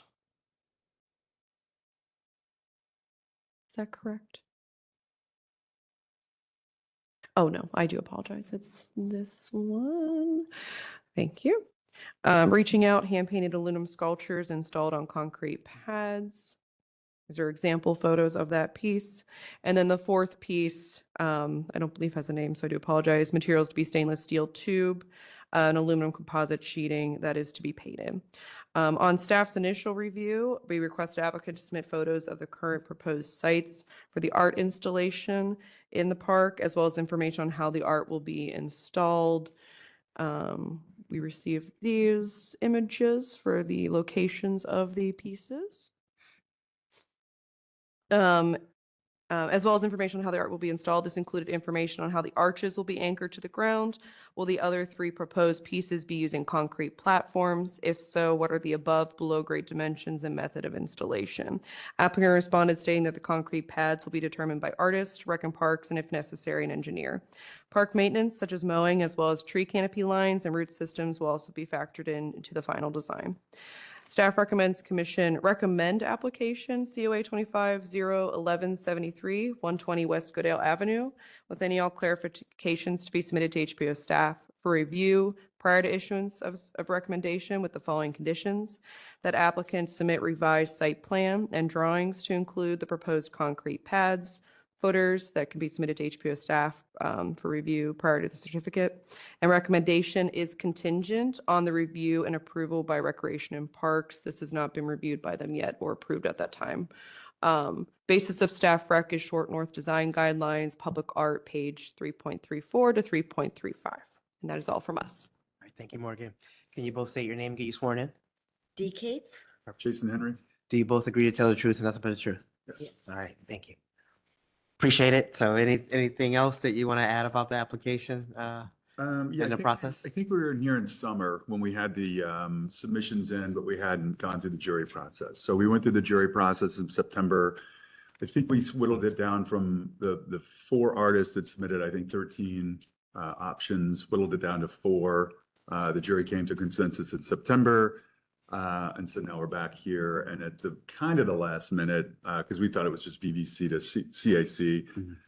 The art plan, much to our surprise and the surprise of Rec and Parks, they're the first stop on the approval train. So the guy we're working with, Jason Nicholson, is working feverishly to figure out what the Rec and Park approval process looks like. But again, it's mostly the same thing. It's I mean, a lot of it has to do with mowing, safety, what's the stuff made out of? So similar to what we're talking about here. I've spoken to some of the artists since, just recently, and they're all going to be on like 30, I think it's like 32-inch deep concrete pads. And then you've got the materials. So, there's still a lot of discussion with Rec and Parks. Because there's, some of these have an underneath the area and they're always, the concern is always going to be mowing and creating like a surround. But that's a Rec and Parks thing and we'll sort that out. We knew going in. Most of these guys are saying they'll put like some sort of flower bed. So if I had to anticipate what would happen, there'd be some sort of, if not a mulch bed, a flower bed surrounding it to give, 3 or 4 feet of clearance so they're not slammed into with a mower deck. But we do the same thing with trees. When we plant trees, it's the same thing. You've got to leave room between the trees to get the mowers through and stuff like that. So, we've got 4 pieces approved. So yeah, if you have any questions, I'd be happy to try and answer them. Awesome. Thank you, sir. Any questions, thoughts? No, I mean, it's exciting, but gonna hopefully get some more public art out in our wonderful spaces. And yeah, I agree. I mean, Rec and Parks are going to have plenty of opinions, and it might be in concert of what happens on that ground plane surface, but even foundations, if those, are curbed up to 4 or 6 inches, and is that enough to give you that safety zone? But They've been a good partner so far. And I think everyone's excited about the project. And so, whatever needs to happen as far as the bases above or, at grade, above grade, whatever, we'll accommodate to make sure that the pieces aren't damaged and everyone's happy. Is oddball, is there any consideration of impacts to like Comfest and, you know? Yeah, oh bigger- yeah, we took all of that stuff. Okay. into Consideration, Comfest, Pride. Okay, good. Where the beer trucks and the bathrooms, this and that, is, and, yeah, it's not gonna be in conflict with that stuff. Yeah. Well, we appreciate that. Thank you. Is there a motion for recommendation? 'Cause I think that's for today. We're not from an action. Yeah, I was perspective, gonna right? ask about this. We're not voting on approval, correct? No, we're not voting on a approval at this. recommendation. Recommendation, and just the recommendation, as we said in the condition, is just contingent on the review and approval by Rec and Parks. Yeah. Along with that revised site plan for those platforms and things like that from our staff recommendations. Thanks for clarifying that. Yeah. Is there a motion, team, with that clarification? I'll make a motion. Thank you. Motion on COA 2501-173, 120 West Goodale Street to recommend the application as submitted. Perfect. Well, sorry, with sorry. following conditions that a revised site plan is included illustrating the concrete pads and footers, and that this approval is contingent on Parks and Rec review and approval. Awesome. Is there a second? Second. Any further discussion at all? All those in favor say aye. Aye. Aye. Any opposed? Perfect. It's recommended. So, so just going forward then, once we get, I'm assuming, we're getting some of the site plans and the drawings and stuff like that from the artists. Send that in to you guys. Once Rec and Parks, do you guys do it, the staff approval? We wouldn't need to come back to Yes. this, right? No, it will just be from our end administratively. So just when that's finalized, just send that information to us and then we'll move forward on our part of finalizing that COA recommendation for you. Fantastic. Okay. Thanks No so worries. much. Thank you so much. Appreciate it. Yes. Thanks thank for you. waiting around. Still on target, hopefully to get it in the ground in the spring. If we can get CSC approval and get these guys started fabricating. That's awesome. The expectation is to get it into the ground spring, summer. Oh, that'd be fun. That'd be fun before all the activities. Awesome. Great project. It's been a- Yeah. Well, thank you. for Thank your you very effort. much. Thank you. Appreciate it. All right. We're going to circle back to 2. This has been, It's been 3 times. I remember yes, this has been continued a couple times because due to absence of the Yeah, funny that applicant. for a code violation. And it's for code violation. We'd recommend, tabling the application at this time because additional information has not been submitted. There's nothing new. So can we refer this back to code violation? Yes. Okay. We'll Say that we'll they're re- no longer cooperating. So we can inform the code officer, just, that we tabled the application, it's been removed from the agenda. Nothing has been done, in further communication with staff on that. Okay. Gotcha. So there's nothing for us to say or do. That's just the action that you're going to take from a HPO staff perspective. We'd have to vote on tabling at this time. just wanted to be Yeah, sure. yeah, no, you're fine, Commissioner Rogers. So is there a vote? I'm sorry, is there a motion to table Yeah. this application accordingly? Oh, and I have to recuse on this one, just FYI. Okay. That's good. Motion to table application COA 24-00402 for 56 West Star Avenue. Thank you. Second. Awesome. All those in favor say aye. Aye. Any opposed? It's tabled. And Commissioner then- Sprague is recused. Awesome. And then the only thing that we wanted to talk about too is just, I think just the agenda as it relates to our next hearing, I'm sorry, next business meeting, because of the timing with the holiday, right? Is that correct? Yes. Yes. Just making sure, Yeah, so our business meeting is going to be scheduled for the day before Thanksgiving. With our new standards of holding business meetings, we want to try to have quorums for those business meetings. If not, we'll be canceling them unless there's, an important application that needs to be discussed. So at this time, it doesn't appear that we have anything really crazy that's come in. Of course, the deadline's tomorrow, but also attendance. I know Commissioner Conyer said he probably will not be, be here. So, And I will be out of town. okay. Yeah. So with that, we'll probably cancel. I mean, we kind of had that conversation through email, but it's good to have that discussion now, and then we can send that out to future the December applicants and things. So we'll cancel the business meeting. Additionally, And I feel terrible because I forget his name, but we we do have a sixth commissioner that is being reviewed for hopefully city council. Oh, sorry, city council agenda for this evening. And hopefully everything will go through and we will have a new commissioner by the December hearing. Yeah. Awesome. I did send Commissioner Conyers that information, and I can send, of course, you guys the information as well of who the new VVC commissioner will be. Great. Now that it's formally on the agenda and such, I think that'd be great to share for Yes, sure. of That's course. exciting for us. It is To exciting. get some new numbers and things like that. Mhm. So very Yeah. helpful. Still waiting to get, I believe, recommendations from the Civic Association, because I believe that's the 7th seat that needs to be filled. Awesome. Yeah. And Pete should be back in January. Hopefully. I think he said maybe foot surgery in January, so it may be February, but I'll reach back out to him in December around that time. Or actually, another note for this evening. So we are in the process of switching up staff at this time. So Jacqueline Mizell will actually be taking over Victorian. Jacqueline's been doing Historic Resources Commission. Yeah. Which I was like, you've probably seen and met Jacqueline many times, but we are switching up some staff here and there. Kim, when she comes back from maternity leave, will be taking on German Village. She has never done German Village and she would like to do it. So, so yeah, Jacqueline will be new contact in my short 2-month stint of Victorian, but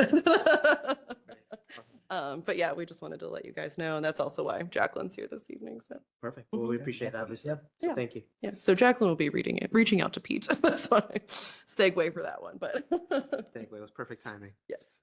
All right. But yeah. Anything else, team? No, that's all. Is That's there a all. motion to adjourn? Motion to adjourn. Second. Thank you. Wonderful. All those in favor say aye. Aye. Motion Awesome. is. Thank you we're so much. adjourned. So thank you.